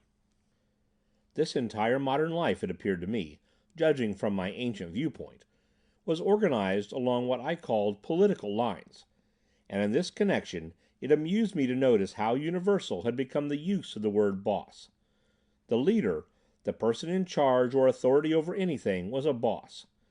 There was as little familiarity in his relations with his followers as there was in the case of the 20th century political boss, and the same high respect paid him by his followers, as well as the same high consideration by him of their interests. He was just as much of an autocrat, and just as much dependent upon the general popularity of his actions for the ability to maintain his autocracy. The sub-boss who could not command the loyalty of his followers was as quickly deposed, either by them or by his superiors, as the ancient ward leader of the 20th century who lost control of his votes. As society was organized in the 20th century, I do not believe the system would have worked in anything but politics. I tremble to think what would have happened had the attempt been made to handle the AEF this way during the First World War, instead of by that rigid military discipline and complete assumption of the individual as a mere standardized cog in the machine. But owing to the centuries of desperate suffering the people had endured at the hands of the Hans, there developed the spirit of self-sacrifice and consideration for the common good that made the scheme applicable and efficient in all forms of human cooperation. I have a little heresy about all this, however. My associates regard the thought with as much horror as many worthy people of the 20th century felt in regard to any heretical suggestion that the original outline of government as laid down in the first Constitution did not apply as well to 20th century conditions as to those of the early 19th. In later years, I felt that there was a certain softening of moral fiber among the people, since the Hans had been finally destroyed with all their works, and Americans had developed a new luxury economy. I have seen signs of the reawakening of greed, of selfishness. The eternal cycle seems to be at work. I fear that slowly though surely, private wealth is reappearing, codes of inflexibility are developing. They will be followed by corruption, degradation, and in the end some cataclysmic event will end this era and usher in a new one. All this, however, is wandering afar from my story, which concerns our early battles against the Hans, and not our more modern problems of self-control. Our victory over the 7 Han ships had set the country ablaze. The secret had been carefully communicated to the other gangs, and the country was agog from one end to the other. There was feverish activity in the ammunition plants, and the hunting of stray Han ships became an enthusiastic sport. The results were disastrous to our hereditary enemies. From the Pacific coast came the report of a great trans-Pacific liner of 75,000 tons lift being brought to Earth from a position of invisibility above the clouds. A dozen Sacramentos had caught the hazy outlines of its rep rays approaching them head-on in the twilight, like ghostly pillars reaching into the sky. They had fired rockets into it with ease, whereas they would have had difficulty in hitting it if it had been moving at right angles to their position. They got one rep ray. The other was not strong enough to hold it up. It floated to Earth, nose down, and since it was unarmed and unarmored, they had no difficulty in shooting it to pieces and massacring its crew and passengers. It seemed barbarous to me. But then, I did not have centuries of bitter persecution in my blood. From the Jersey shores was received news of the destruction of a Nuyak Alana liner. The sand snipers, practically invisible in their sand-colored clothing, and half buried along the beaches, lay in wait for days, risking the play of disbeams along the route, and finally registering 4 hits within a week. The Hans discontinued their service along this route, and as evidence that they were badly shaken by our success, sent no raiders down the beaches. It was a few weeks later that Big Boss Hart sent for me. "Tony," he said, "there are 2 things I want to talk to you about. One of them will become public property in a few days, I think. We aren't going to get any more Han ships by shooting up their repeller rays unless we use much larger rockets. They are wise to us now. They're putting armor of great thickness in the hulls of their ships below the rep ray machines. Near Buffalo, this morning a party of Eries shot one without success. The explosion staggered her, but did not penetrate. As near as we can gather from their reports, their laboratories have developed a new alloy of great tensile strength and elasticity, which nonetheless lets the rep rays through like a sieve. Our reports indicate that the Eries rockets bounced off harmlessly. Most of the party was wiped out as the dis rays went into action on them. This is going to mean real business for all the gangs before long. The big bosses have just held a national ultrophone council. It was decided that America must organize on a national basis. The first move is to develop sectional organization by zones. I have been made super boss of the Mid-Atlantic zone. We're in for it now. The Hans are sure to launch reprisal expeditions. If we're to save the race, we must keep them away from our camps and plants. I'm thinking of developing a permanent field force, along the lines of the regular armies of the 20th century you told me about. Its business will be twofold: to carry the warfare as much as possible to the Hans, and to serve as a decoy to keep their attention from our plants. I'm going to need your help in this." The other thing I want to talk to you about is this. Amazing and impossible as it seems, there is a group, or perhaps an entire gang, somewhere among us that is betraying us to the Hans. It may be the Bad Bloods, or it may be one of those gangs who live near one of the Han cities. You know, 115 or 20 years ago, there were certain of these people's ancestors who actually degraded themselves by mating with the Hans, sometimes even serving them as slaves, in the days before they brought all their service machinery to perfection. There is such a gang, called the Nagras, up near Buffalo, and another in mid-Jersey the men call the Pineys. But I hardly suspect the Pineys. There is little intelligence among them. They wouldn't have the information to give the Hans, nor would they be capable of imparting it. They're absolute savages. Just what evidence is there that anybody has been clearing information to the Hans? I asked. Well, he replied, first of all, there was that raid upon us. That first Han ship knew the location of our plants exactly. You remember it floated directly into position above the valley and began a systematic beaming. Then the Hans, quite obviously, have learned that we are picking up their electrophone waves, for they've gone back to their old but extremely accurate system of directional control. But we've been getting them for the past week by installing automatic rebroadcast units along the scar paths. This is what the Americans call those strips of country directly under the regular ship routes of the Hans, who, as a matter of precaution, frequently blasted them with their disc beams to prevent the growth of foliage which might give shelter to the Americans. But they've been beaming those paths so hard it looks as though they even had information of this strategy, and in addition they've been using code. Finally, we've picked up 3 of their messages in which they discuss, with some nervousness, the existence of our mysterious ultrophone. But they still have no knowledge of the nature and control of ultronic activity? I asked. No, said the big boss thoughtfully. They don't seem to have a bit of information about it. Then it's quite clear, I ventured, that whoever is clearing us to them is doing it piecemeal. It sounds like a bit of occasional barter rather than an out-and-out alliance. They're holding back as much information as possible for future bartering, perhaps.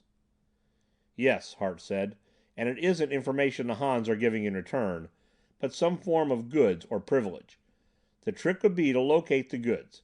I guess I'll have to make a personal trip around among the big bosses. End of Chapter 7.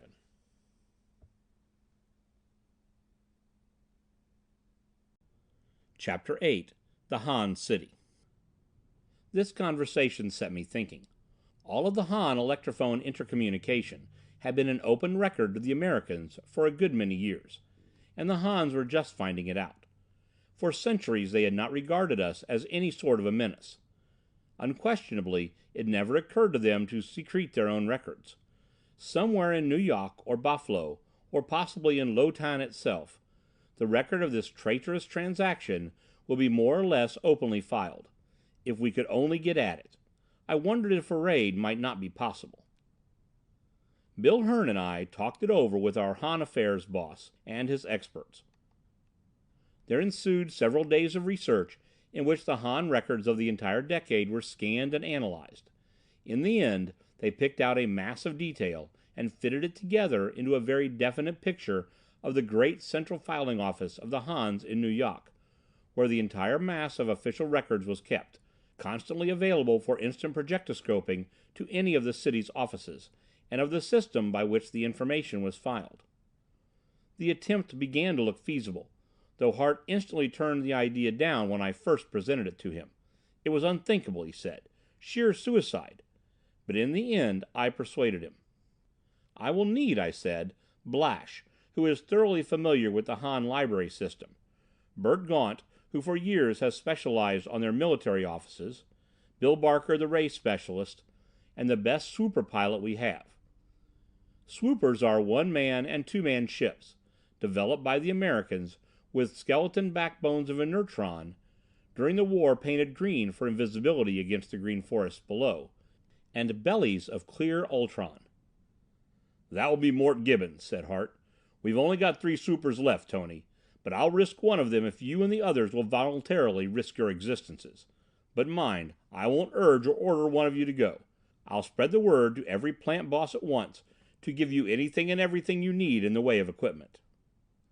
When I told Wilma of the plan, I expected her to raise violent and tearful objections, but she didn't. She was made of far sterner stuff than the women of the 20th century. Not that she couldn't weep as copiously or be just as whimsical on occasion, but she wouldn't weep for the same reasons. She just gave me an unfathomable look, in which there seemed to be a bit of pride, and asked eagerly for the details. I confess I was somewhat disappointed that she could so courageously risk my loss, even though I was amazed at her fortitude, but later I was to learn how little I knew her then. We were ready to slide off at dawn the next morning. I had kissed Wilma goodbye at our camp, and after a final conference over our plans, we boarded our craft and gently glided away over the treetops on a course which, after crossing 3 routes of the Han ships, would take us out over the Atlantic, off the Jersey coast, whence we would come up on New York from the ocean. Twice we had to nose down and lie motionless on the ground near a route while Han ships passed. Those were tense moments. Had the greenback of our ship been observed, we would have been disintegrated in a second, but it wasn't. Over the water, however, we climbed in a great spiral 10 miles in diameter until our altimeter registered 10 miles. Here Gibbons shut off his rocket motor, and we floated far above the level of the Atlantic liners, whose course was well to the north of us anyhow, and waited for nightfall. Then Gibbons turned from his control long enough to grin at me. "I have a surprise for you, Tony," he said, throwing back the lid of what I had supposed was a big supply case. And with a sigh of relief, Wilma stepped out of the case. "If you go to zero," a common expression of the day for being annihilated by the disintegrator ray, "you don't think I'm going to let you go alone, do you, Tony? I couldn't believe my ears last night when you spoke of going without me, until I realized that you are still 500 years behind the times in a lot of ways. Don't you know, dear heart, that you offered me the greatest insult a husband could give a wife? You didn't, of course." The others, it seemed, had all been in on the secret, and now they would have kidded me unmercifully, except that Wilma's eyes blazed dangerously. At nightfall, we maneuvered to a position directly above the city.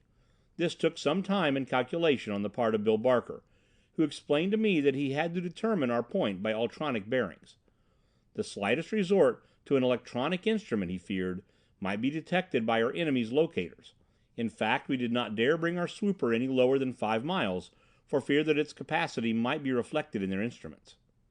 Finally, however, he succeeded in locating above the central tower of the city. "If my calculations are as much as 10 feet off," he remarked with confidence, "I'll eat the tower. Now the rest is up to you, Mort. See what you can do to hold her steady. No, here. Watch this indicator. The red beam, not the green one. See, if you keep it exactly centered on the needle, you're okay. The width of the beam represents 17 feet. The tower platform is 50 feet square, so we've got a good margin to work on." For several moments we watched as Gibbons bent over his levers, constantly adjusting them with deft touches of his fingers. After a bit of wavering, the beam remained centered on the needle. "Now," I said, "let's drop." I opened the trap and looked down, but quickly shut it again when I felt the air rushing out of the ship into the rarefied atmosphere in a torrent. Gibbons literally yelled a protest from his instrument board. "I forgot," I mumbled. "Silly of me. Of course we'll have to drop out of compartment." The compartment to which I referred was similar to those in some of the 20th century submarines. We all entered it. There was barely room for us to stand shoulder to shoulder. With some struggles, we got into our special air helmets and adjusted the pressure. At our signal, Gibbons exhausted the air in the compartment, pumping it into the body of the ship, and as the little signal light flashed, Wilma threw open the switch. Setting the Ultron wire reel, I climbed through and began to slide down gently. We all had our belts on, of course, adjusted to a weight balance of but a few ounces, and the 5-mile reel of Ultron wire that was to be our guide was of gossamer fineness, though anyway, I believe it would have lifted the full weight of the 5 of us, so strong and tough was this invisible metal.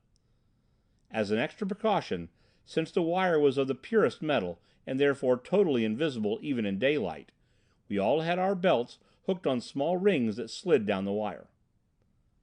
I went down with the end of the wire. Wilma followed a few feet above me. Then Barker, Gaunt, and Blash. Gibbons, of course, stayed behind to hold the ship in position, and control the paying out of the line. We all had our ultrophones in place inside our air helmets, and so could converse with one another and with Gibbons.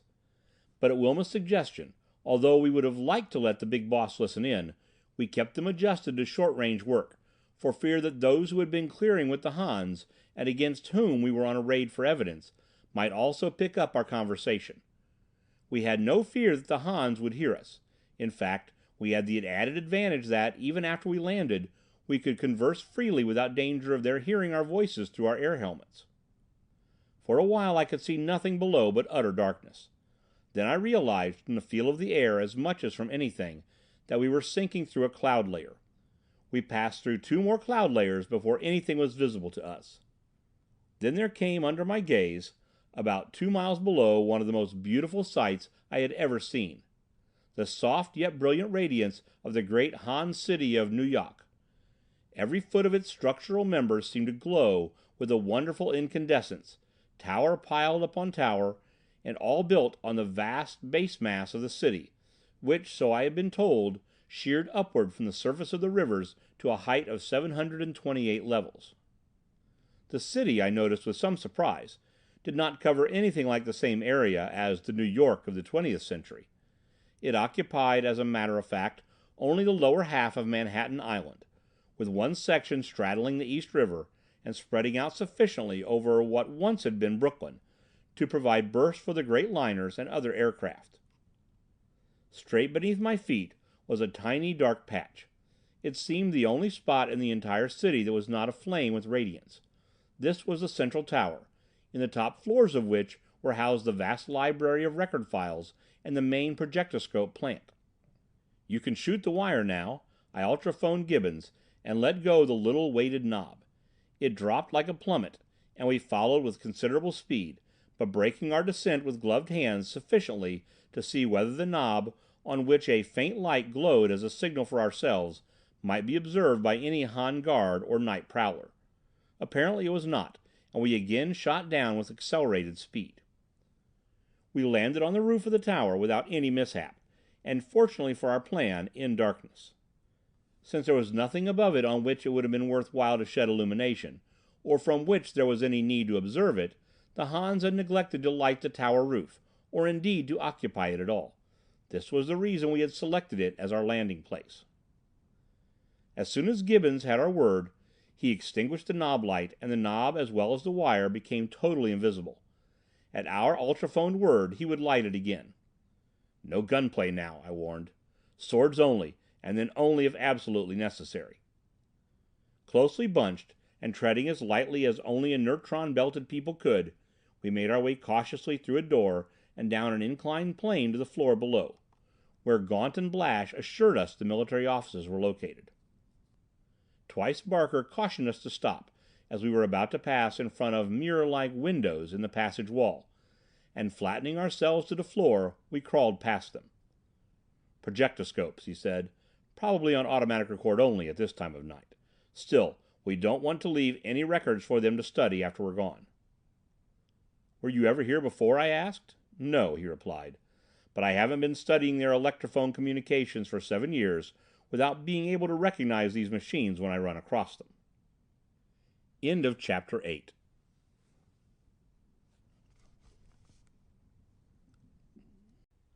Chapter 9. The Fight in the Tower.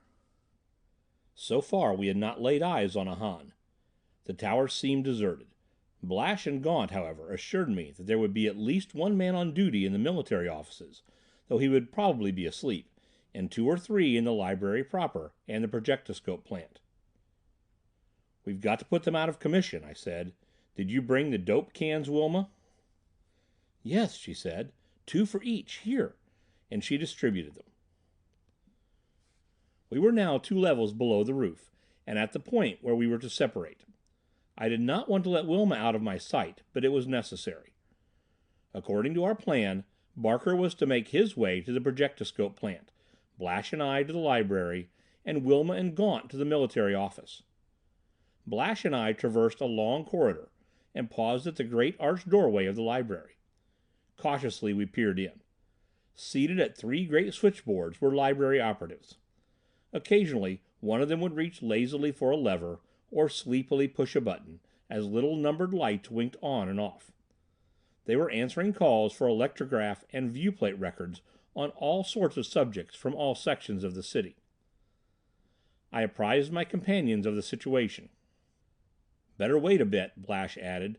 "The calls will lessen shortly."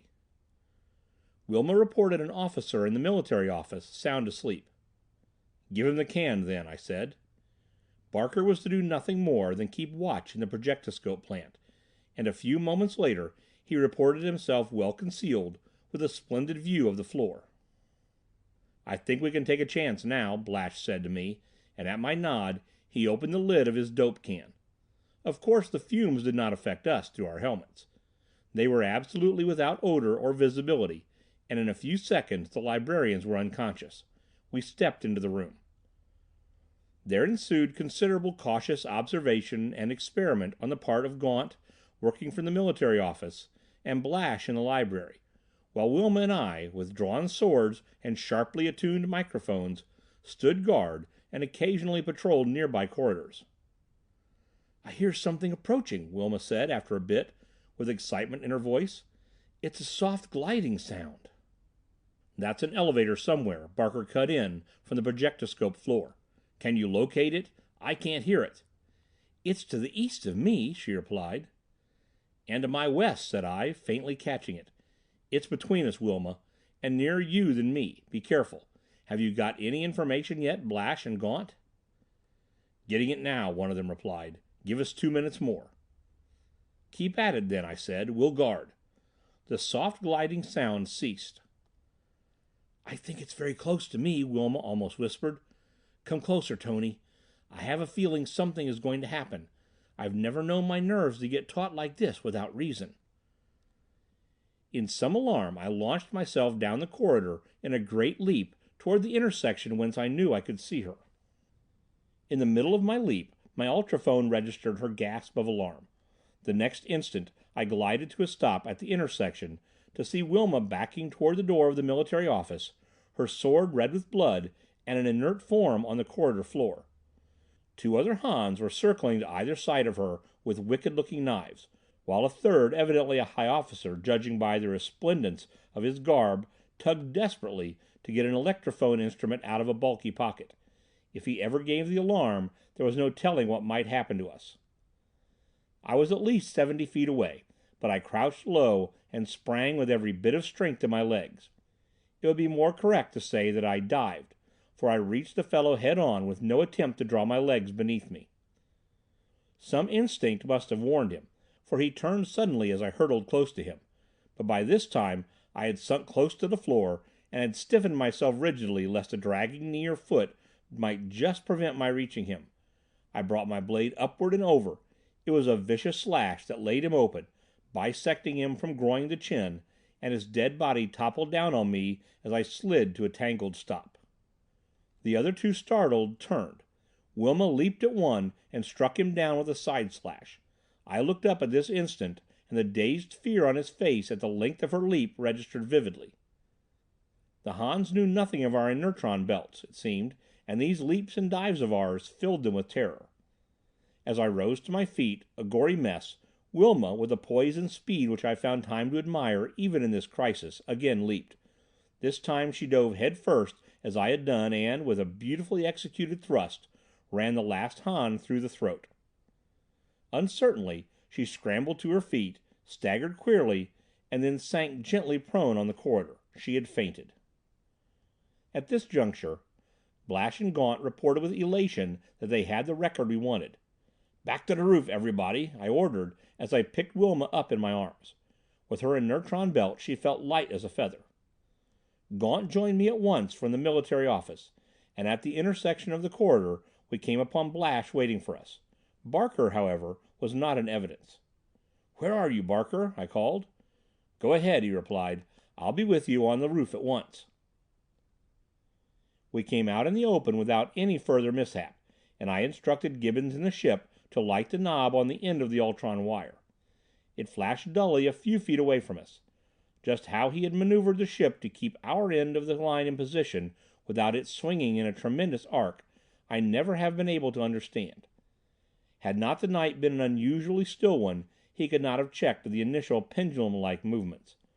As it was, there was considerable air current at certain of the levels, and in different directions too, but Gibbons was an expert of rare ability and sensitivity in the handling of a rocket ship, and he managed, with the aid of his delicate instruments, to sense the drifts almost before they affected the fine ultron wire, and to neutralize them with little shifts in the position of the ship.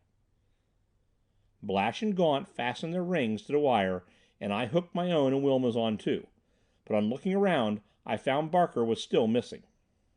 "Barker, come," I called. "We're waiting." "Coming," he replied, and indeed at that instant his figure appeared up the ramp. He chuckled as he fastened his ring to the wire, and said something about a little surprise he had left for the Hans. "Don't reel in the wire more than a few hundred feet," I instructed Gibbons. "It will take too long to wind it in. We'll float up, and when we're aboard we can drop it." In order to float up, we had to dispense with a pound or two of weight apiece. We hurled our swords from us and kicked off our shoes as Gibbons reeled up the line a bit, and then letting go of the wire, began to hum upward on our rings with increasing velocity.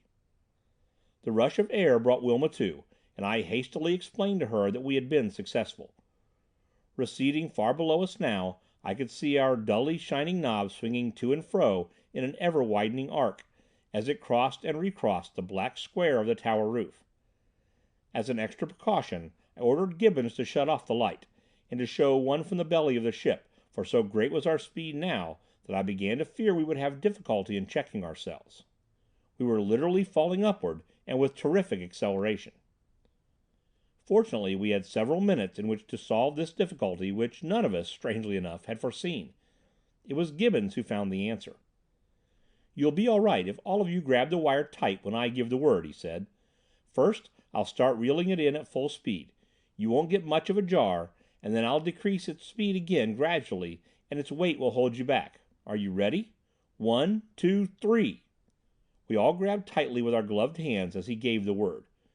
We must have been rising a good bit faster than he figured, however, for it wrenched our arms considerably, and the maneuver set up a sickening pendulum motion. For a while all we could do was swing there in an arc that may have been a quarter of a mile across, about 3½ miles above the city, and still more than a mile from our ship. Gibbons skillfully took up the slack as our momentum pulled up the line. Then at last we had ourselves under control again, and continued our upward journey, checking our speed somewhat with our gloves. There was not one of us who did not breathe a big sigh of relief when we scrambled through the hatch safely into the ship again, cast off the Ultron line, and slammed the trap shut. Little realizing that we had a still more terrible experience to go through, we discussed the information Blash and Gaunt had between them extracted from the Han records, and the advisability of ultrophoning Hart at once. End of Chapter 9.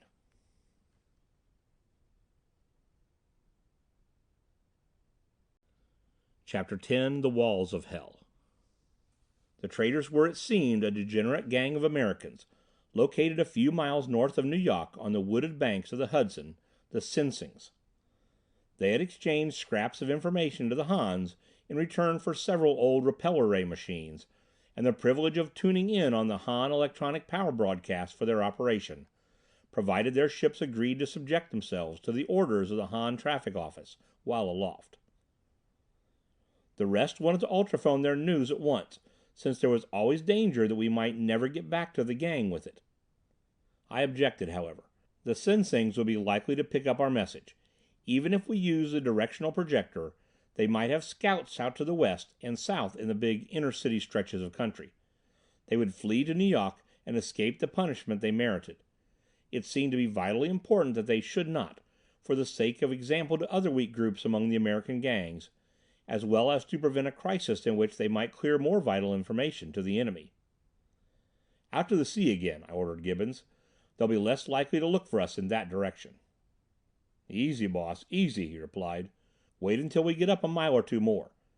They must have discovered evidences of our raid by now, and their dis-ray wall may go into operation at any moment." Even as he spoke, the ship lurched downward into one side. "There it is," he shouted. "Hang on, everybody. We're going to nose straight up. and he flipped the rocket motor control wide open. Looking through one of the rear ports, I could see a nebulous, luminous ring, and on all sides the atmosphere took on a faint iridescence. We were almost over the destructive range of the disintegrator ray wall, a hollow cylinder of annihilation shooting upward from a solid ring of generators surrounding the city. It was the main defense system of the Hans, which had never been used except in periodic tests. They may or may not have suspected that an American rocket ship was within the cylinder. Probably they had turned on their generators more as a precaution to prevent any reaching a position above the city. But even at our present great height, we were in great danger. It was a question how much we might have been harmed by the rays themselves, for their effective range was not much more than 7 or 8 miles. The greater danger lay in the terrific downward rush of air within the cylinder to replace that which was being burned into nothingness by the continual play of the disintegrators. The air fell into the cylinder with the force of a gale. It would be rushing toward the wall from the outside with terrific force also, but naturally the effect was intensified on the interior. Our ship vibrated and trembled. We had only one chance of escape, to fight our way well above the current.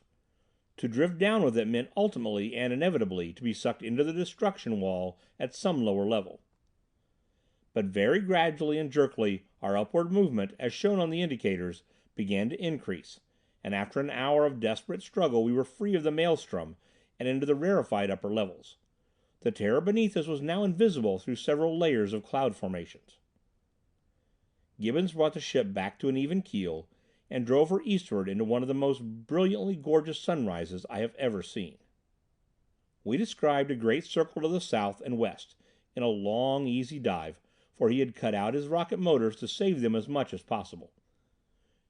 We had drawn terrifically on their fuel reserves in our battle with the elements. For the moment the atmosphere below cleared, and we could see the Jersey coast far beneath like a great map.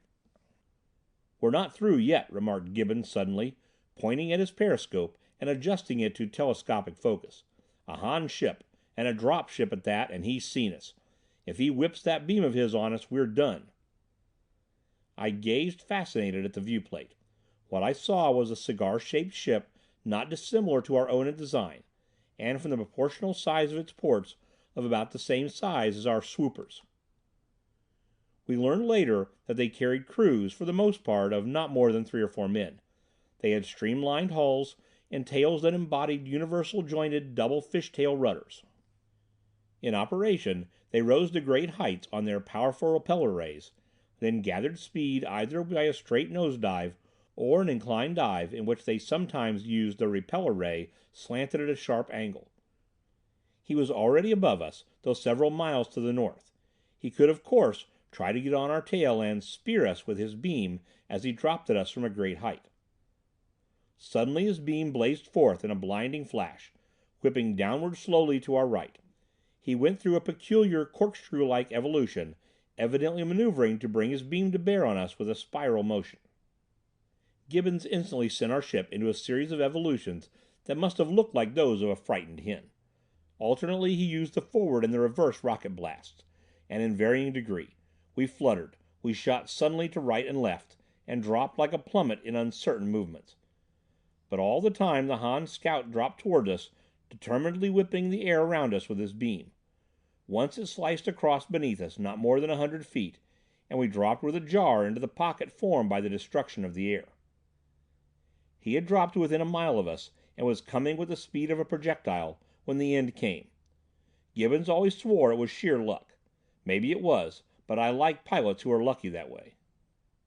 In the midst of a dizzy fluttering maneuver of our own, with the Han ship enlarging to our gaze with terrifying rapidity, and its beam slowly slicing toward us in what looked like certain destruction within the second, I saw Gibbons' fingers flick at the lever of his rocket gun, and a split second later the Han ship flew apart like a clay pigeon. We staggered and fluttered crazily for several moments while Gibbons struggled to bring our ship into balance, and a section of about 4 feet square at the side of the ship near the stern slowly crumbled like rusted metal. His beam actually had touched us, but our explosive rocket had got him 1,000th of a second sooner. Part of our rudder had been annihilated and our motor damaged, but we were able to swoop gently back across Jersey, fortunately crossing the ship lanes without sighting any more Han craft, and finally settling to rest in the little glade beneath the trees near Hart's camp. End of Chapter 10.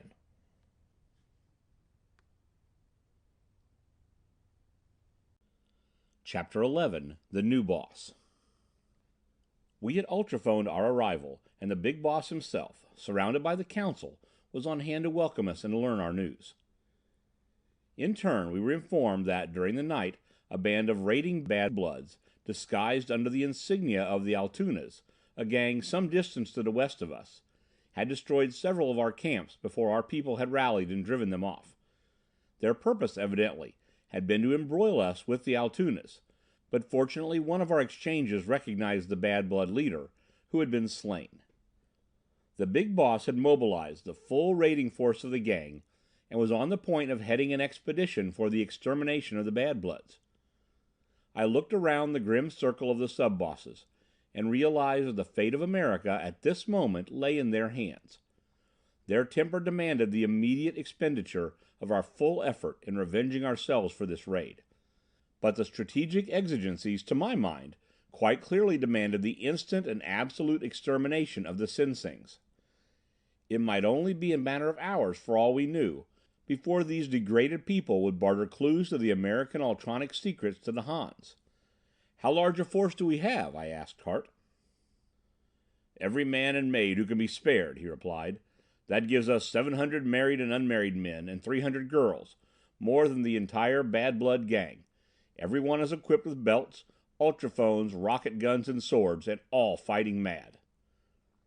I meditated how I might put the matter to these determined men, and was vaguely conscious that they were awaiting my words. Finally I began to speak. I do not remember to this day just what I said. I talked calmly, with due regard for their passion, but with deep conviction. I went over the information we had collected, point by point, building my case logically, and painting a lurid picture of the danger impending in that half-alliance between the Sinsings and the Hans of Nu Yok.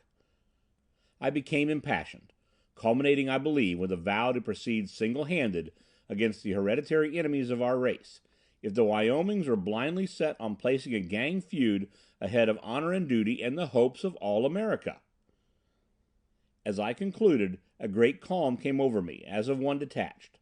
I had felt much the same way during several crises in the First World War. I gazed from face to face, striving to read their expressions, and in a mood to make good my threat without further heroics if the decision was against me. But it was Hart who sensed the temper of the council more quickly than I did, and looked beyond it into the future. He rose from the tree trunk on which he had been sitting. "That settles it," he said, looking round the ring. "I have felt this thing coming on for some time now. I'm sure the council agrees with me that there is among us a man more capable than I, to boss the Wyoming gang, despite his handicap of having had all too short a time in which to familiarize himself with our modern ways and facilities. Whatever I can do to support his effective leadership at any cost, I pledge myself to do." As he concluded, he advanced to where I stood, and taking from his head the green-crested helmet that constituted his badge of office, to my surprise he placed it in my mechanically extended hand. The roar of approval that went up from the council members left me dazed. Somebody ultrophoned the news to the rest of the gang, and even though the ear flaps of my helmet were turned up, I could hear the cheers with which my invisible followers greeted me from near and distant hillsides, camps and plants.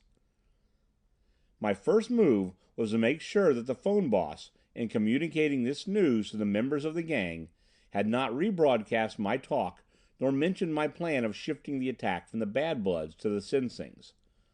I was relieved by his assurance that he had not, for it would have wrecked the whole plan.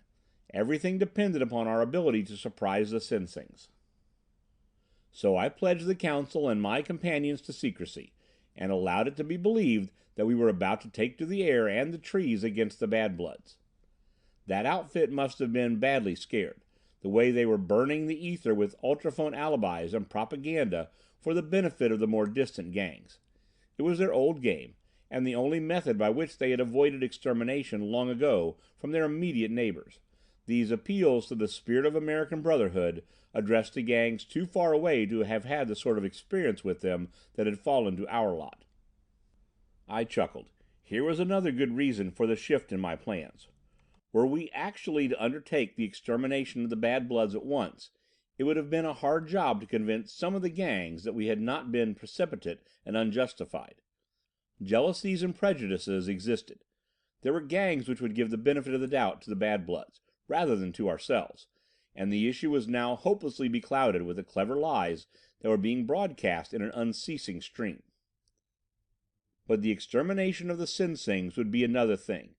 In the first place, there would be no warning of our action until it was all over, I hoped. In the second place, we would have had indisputable proof, in the form of their rep ray ships and other paraphernalia, of their traffic with the Hans, and the state of American prejudice, at the time of which I write, held trafficking with the Hans a far more heinous thing than even a vicious gang feud. I called an executive session of the council at once. I wanted to inventory our military resources. I created a new office on the spot, that of Control Boss, and appointed Ned Garland to the post, turning over his former responsibility as Plants Boss to his assistant. I needed someone, I felt, to tie in the records of the various functional activities of the campaign, and take over from me the task of keeping the records of them up to the minute. I received reports from the bosses of the Ultrophone unit, and those of food, transportation, fighting gear, chemistry, electronic activity, and electrophone intelligence, ultrascopes, air patrol, and contact guard. My ideas for the campaign, of course, were somewhat tinged with my 20th century experience, and I found myself faced with the task of working out a staff organization that was a composite of the best and most easily applied principles of business and military efficiency, as I knew them from the viewpoint of immediate practicality. What I wanted was an organization that would be specialized, functionally, not as that indicated above, but from the angles of intelligence as to the Sinsing's activities, intelligence as to Han activities, perfection of communication with my own units, cooperation of field command, and perfect mobilization of emergency supplies and resources.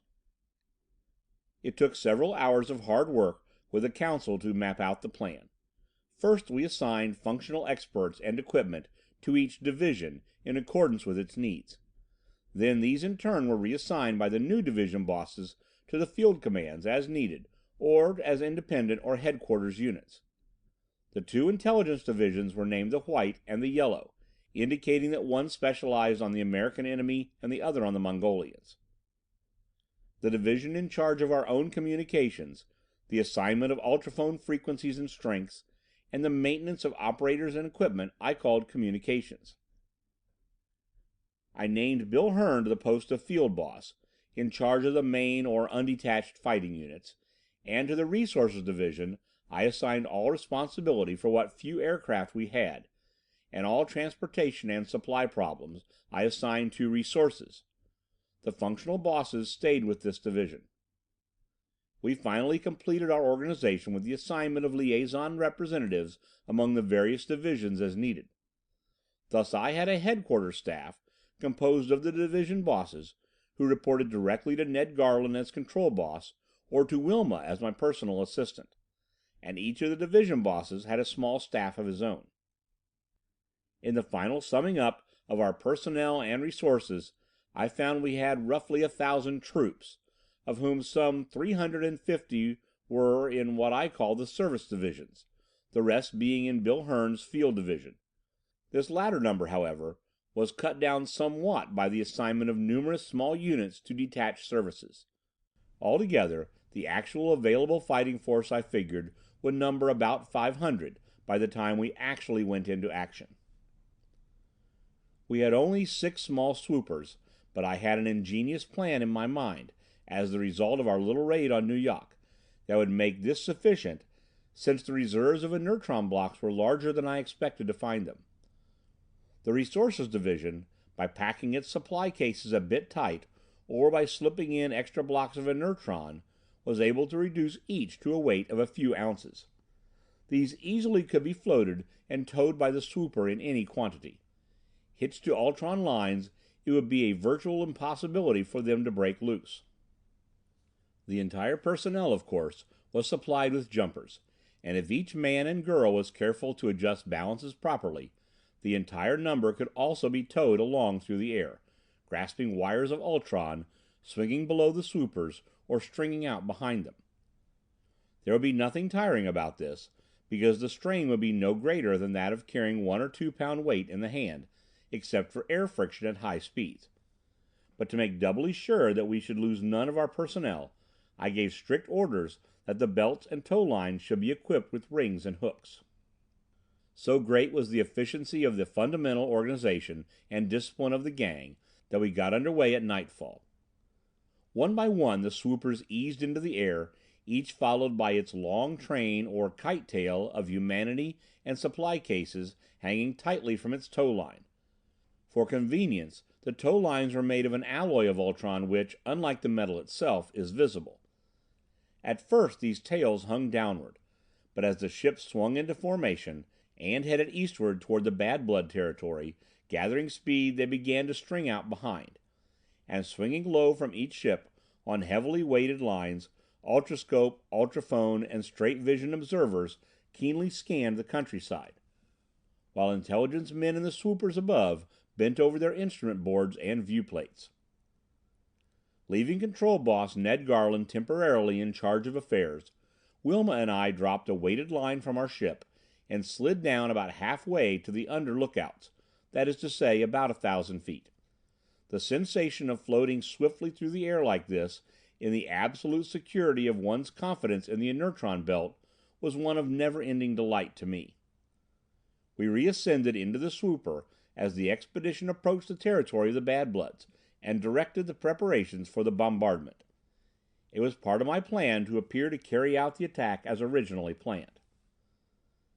About 15 miles from their camps, our ships came to a halt and maintained their position for a while with the idling blasts of their rocket motors, to give the ultrascope operators a chance to make a thorough examination of the territory below us, for it was very important that this next step in our program should be carried out with all secrecy.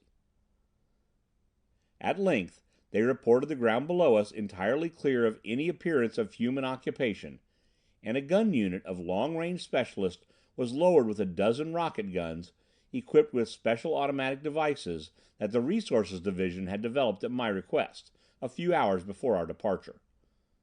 These were aiming and timing devices. After calculating the range, elevation, and rocket charges carefully, the guns were left concealed in a ravine, and the men were hauled up into the ship again. At the predetermined hour, these unmanned rocket guns would begin automatically to bombard the Bad Blood's hillsides, shifting their aim and elevation slightly with each shot, as did many of our artillery pieces in the First World War. In the meantime, we turned south about 20 miles and grounded, waiting for the bombardment to begin, before we attempted to sneak across the Han ship lane. I was relying for security on the distraction that the bombardment might furnish the Han observers.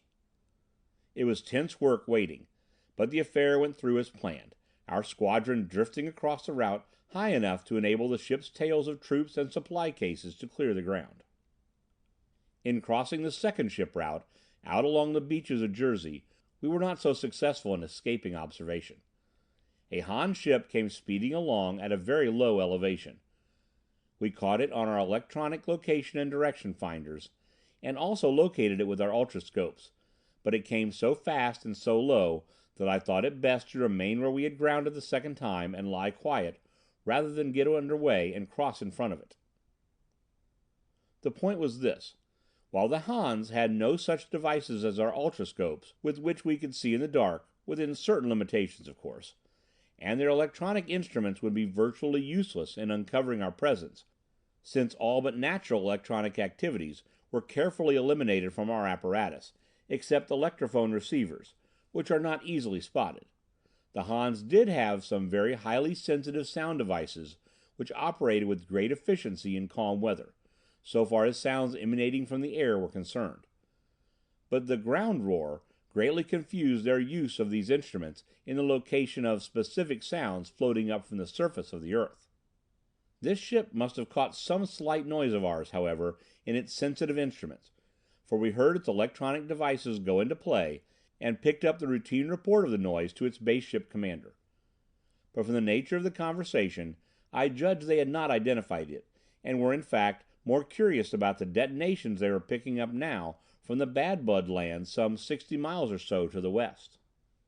Immediately after this ship had shot by, we took the air again, and, following much the same route that I had taken the previous night, climbed in a long semicircle out over the ocean, swung toward the north and finally the west. We set our course, however, for the Sing Sing's land north of New York, instead of for the city itself. End of chapter 11.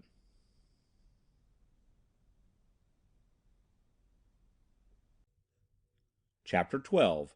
The Finger of Doom. As we crossed the Hudson River, a few miles north of the city, we dropped several units of the Yellow Intelligence Division with full instrument equipment. Their apparatus cases were nicely balanced at only a few ounces weight each, and the men used their chute capes to ease their drops. We recrossed the river a little distance above and began dropping White Intelligence units and a few long and short-range gun units. Then we held our position until we began to get reports. Gradually we ringed the territory of the Sing Sings, our observation units working busily and patiently at their locators and scopes, both aloft and aground, until Garland finally turned to me with the remark, "The map circle is complete now, boss. We've got clear locations all the way around them." "Let me see it," I replied, and studied the illuminated viewplate map with its little overlapping circles of light that indicated spots proved clear of the enemy by ultroscopic observation. I nodded to Bill Hearn. "Go ahead now, Hearn," I said, "and place your barrage men." He spoke into his ultrophone, and 3 of the ships began to glide in a wide ring around the enemy territory. Every few seconds, at the word from his unit boss, a gunner would drop off the wire and, slipping the clasp of his chute cape, drift down in the darkness below. Bill formed 2 lines, parallel to and facing the river, and enclosing the entire territory of the enemy between them. Above and below, straddling the river, were 2 defensive lines. These latter were merely to hold their positions. The others were to close in towards each other, pushing a high explosive barrage 5 miles ahead of them. When the 2 barrages met, both lines were to switch to short vision range barrage and continue to close in on any of the enemy who might have drifted through the previous curtain of fire. In the meantime, Bill kept his reserves, a picked corps of 100 men, the same that had accompanied Hart and myself in our fight with the Han squadron, in the air, divided about equally among the kite tails of 4 ships. A final roll call, by units, companies, divisions and functions, established the fact that all our forces were in position. No Han activity was reported, and no Han broadcasts indicated any suspicion of our expedition. Nor was there any indication that the Sing Sings had any knowledge of the fate in store for them. The idling of rep ray generators was reported from the center of their camp, obviously those of the ships the Hans had given them, the price of their treason to their race. Again I gave the word, and Hearn passed on the order to his subordinates. Far below us, and several miles to the right and left, the 2 barrage lines made their appearance. From the great height to which we had risen, they appeared like lines of brilliant, winking lights, and the detonations were muffled by the distance into a sort of rumbling, distant thunder. Hearn and his assistants were very busy, measuring, calculating, and snapping out ultrophone orders to unit commanders that resulted in the straightening of lines and the closing of gaps in the barrage. The White Division boss reported the utmost confusion in the Sing Sing organization. They were, as might be expected, an inefficient, loosely disciplined gang, and repeated broadcasts for help to neighboring gangs. Ignoring the fact that the Mongolians had not used explosives for many generations, they nevertheless jumped at the conclusion that they were being raided by the Hans. Their frantic broadcasts persisted in this thought, despite the nervous electrophonic inquiries of the Hans themselves, to whom the sound of the battle was evidently audible, and who were trying to locate the trouble. At this point, the swooper I had sent south toward the city went into action as a diversion, to keep the Hans at home. Its kite tail, loaded with long-range gunners, using the most highly explosive rockets we had, hung invisible in the darkness of the sky, and bombarded the city from a distance of about 5 miles. with an entire city to shoot at, and the object of creating as much commotion therein as possible, regardless of actual damage, the gunners had no difficulty in hitting the mark. I could see the glow of the city and the stabbing flashes of exploding rockets.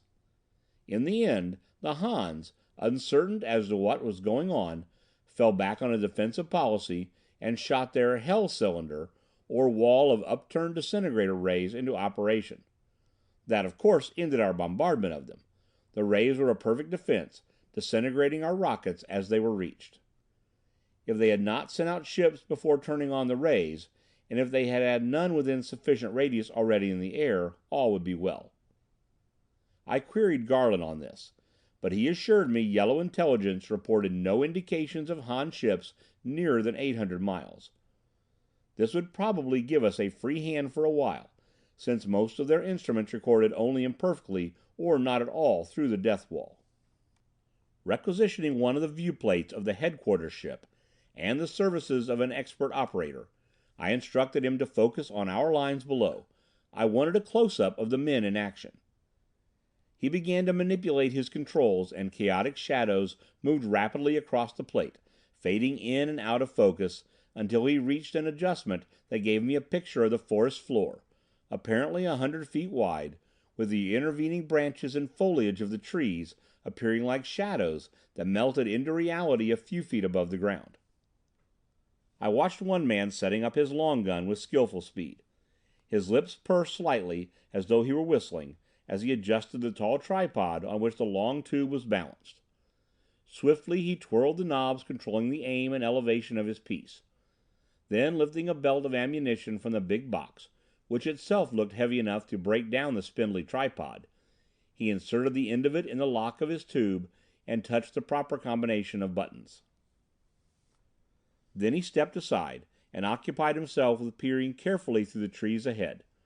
Not even a tremor shook the tube, but I knew that at intervals of something less than a second, it was discharging small projectiles which, traveling under their own continuously reduced power, were arching into the air to fall precisely 5 miles ahead and explode with the force of 8-inch shells, such as we used in the First World War.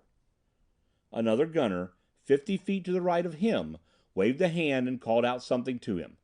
Then, picking up his own tube and tripod, he gauged the distance between the trees ahead of him and the height of their lowest branches, and, bending forward a bit, flexed his muscles and leaped lightly, some 25 feet. Another leap took him another 20 feet or so, where he began to set up his piece. I ordered my observer then to switch to the barrage itself. He got a close focus on it, but this showed little except a continuous series of blinding flashes, which, from the viewplate, lit up the entire interior of the ship. An 800-foot focus proved better. I had thought that some of our French and American artillery of the 20th century had achieved the ultimate in mathematical precision of fire, but I had never seen anything to equal the accuracy of that line of terrific explosions as it moved steadily forward, mowing down trees as a scythe cuts grass, or used to 500 years ago, literally churning up the earth and the splintered, blasted remains of the forest giants to a depth of some 10 to 20 feet. By now the two curtains of fire were nearing each other, lines of vibrant, shimmering, continuous, brilliant destruction, inevitably squeezing the panic-stricken Sinsings between them. Even as I watched, a group of them, who had been making a futile effort to get their 3 rep-ray machines into the air, abandoned their efforts and rushed forth into the milling mob. I queried the control boss sharply on the futility of this attempt of theirs, and learned that the Hans, apparently in doubt as to what was going on, had continued to play safe and broken off their power broadcast, after ordering all their own ships east of the Alleghenies to the ground, for fear these ships they had traded to the Sinsings might be used against them.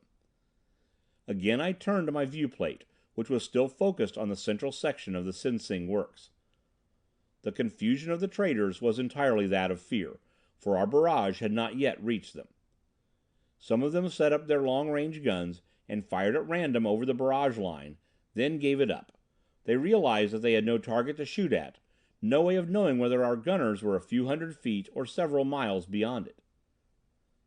Their ultrophone men, of whom they did not have many, stood around in tense attitudes, their helmet phones strapped around their ears, nervously fingering the tuning controls at their belts. Unquestionably, they must have located some of our frequencies, and overheard many of our reports and orders. But they were confused and disorganized. If they had an ultrophone boss, they evidently were not reporting to him in an organized way. They were beginning to draw back now before our advancing fire.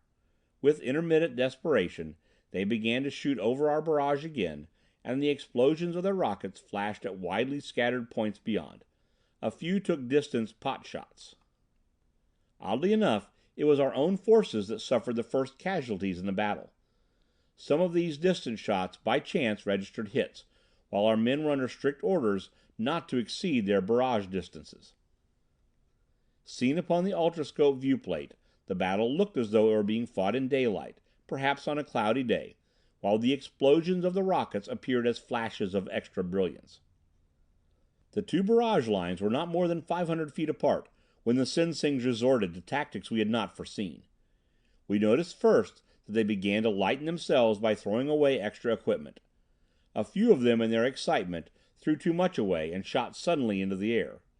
Then a scattering few floated up gently, followed by increasing numbers, while still others, preserving a weight balance, jumped toward the closing barrage and leaped high, hoping to clear them. Some succeeded. We saw others blown about like leaves in a windstorm, to crumple and drift slowly down, or else to fall into the barrage, their belts blown from their bodies. However, it was not part of our plan to allow a single one of them to escape and find his way to the Hans. I quickly passed the word to Bill Hearn to have the alternate men in his line raise their barrages, and heard him bark out a mathematical formula to the unit bosses. We backed off our ships as the explosions climbed into the air in stagger formation until they reached a height of 3 miles. I don't believe any of the Sinsings who tried to float away to freedom succeeded. But we did know later that a few who leaped the barrage got away and ultimately reached Nu Yok. It was those who managed to jump the barrage who gave us the most trouble. With half of our long guns turned aloft, I foresaw we would not have enough to establish successive ground barrages, and so ordered the barrage back 2 miles, from which positions our curtains began to close in again, this time, however, gauged to explode not on contact, but 30 feet in the air. This left little chance for the Sinsings to leap either over or under it. Gradually the two barrages approached each other until they finally met, and in the gray dawn the battle ended. Our own casualties amounted to 47 men in the ground forces, 18 of whom had been slain in hand-to-hand fighting with the few of the enemy who managed to reach our lines, and 62 in the crew and kite-tail forces of Swooper No. 4, which had been located by one of the enemy's ultrascopes and brought down with long-range fire. Since nearly every member of the Sinsing gang had, so far as we knew, been killed, we considered the raid a great success. It had, however, a far greater significance than this. To all of us who took part in the expedition, the effectiveness of our barrage tactics definitely established a confidence in our ability to overcome the Hans. As I pointed out to Wilma, "It has been my belief all along, dear, that the American explosive rocket is a far more efficient weapon than the disintegrator ray of the Hans, once we can train all our gangs to use it systematically and in coordinated fashion. As a weapon in the hands of a single individual, shooting at a mark in direct line of vision, the rocket gun is inferior in destructive power to the dis ray, except as its range may be a little greater. The trouble is that to date it has been used only as we used our rifles and shotguns in the 20th century. The possibilities of its use as artillery, in laying barrages that advance along the ground or climb into the air, are tremendous. The dis ray inevitably reveals its source of emanation. The rocket gun does not. The dis ray can reach its target only in a straight line. The rocket may be made to travel in an arc over intervening obstacles to an unseen target. Nor must we forget that our ultronists now are promising us a perfect shield against the dis ray in inertron. I tremble, Tony dear, when I think of the horrors that are ahead of us. The Hans are clever. They will develop defenses against our new tactics, and they are sure to mass against us not only the full force of their power in America, but the united forces of the world empire. They are a cowardly race in one sense, but clever as the very devils in hell, and inheritors of a calm, ruthless, vicious persistency. Nevertheless, I prophesied, the finger of doom points squarely at them today, and unless you and I are killed in the struggle, we shall live to see America blast the yellow blight from the face of the earth. End of Chapter 12. Recording by Alan Winterrowd. Audio.boomcoach.com. End of Armageddon 2419 AD by Philip Francis Nowlan.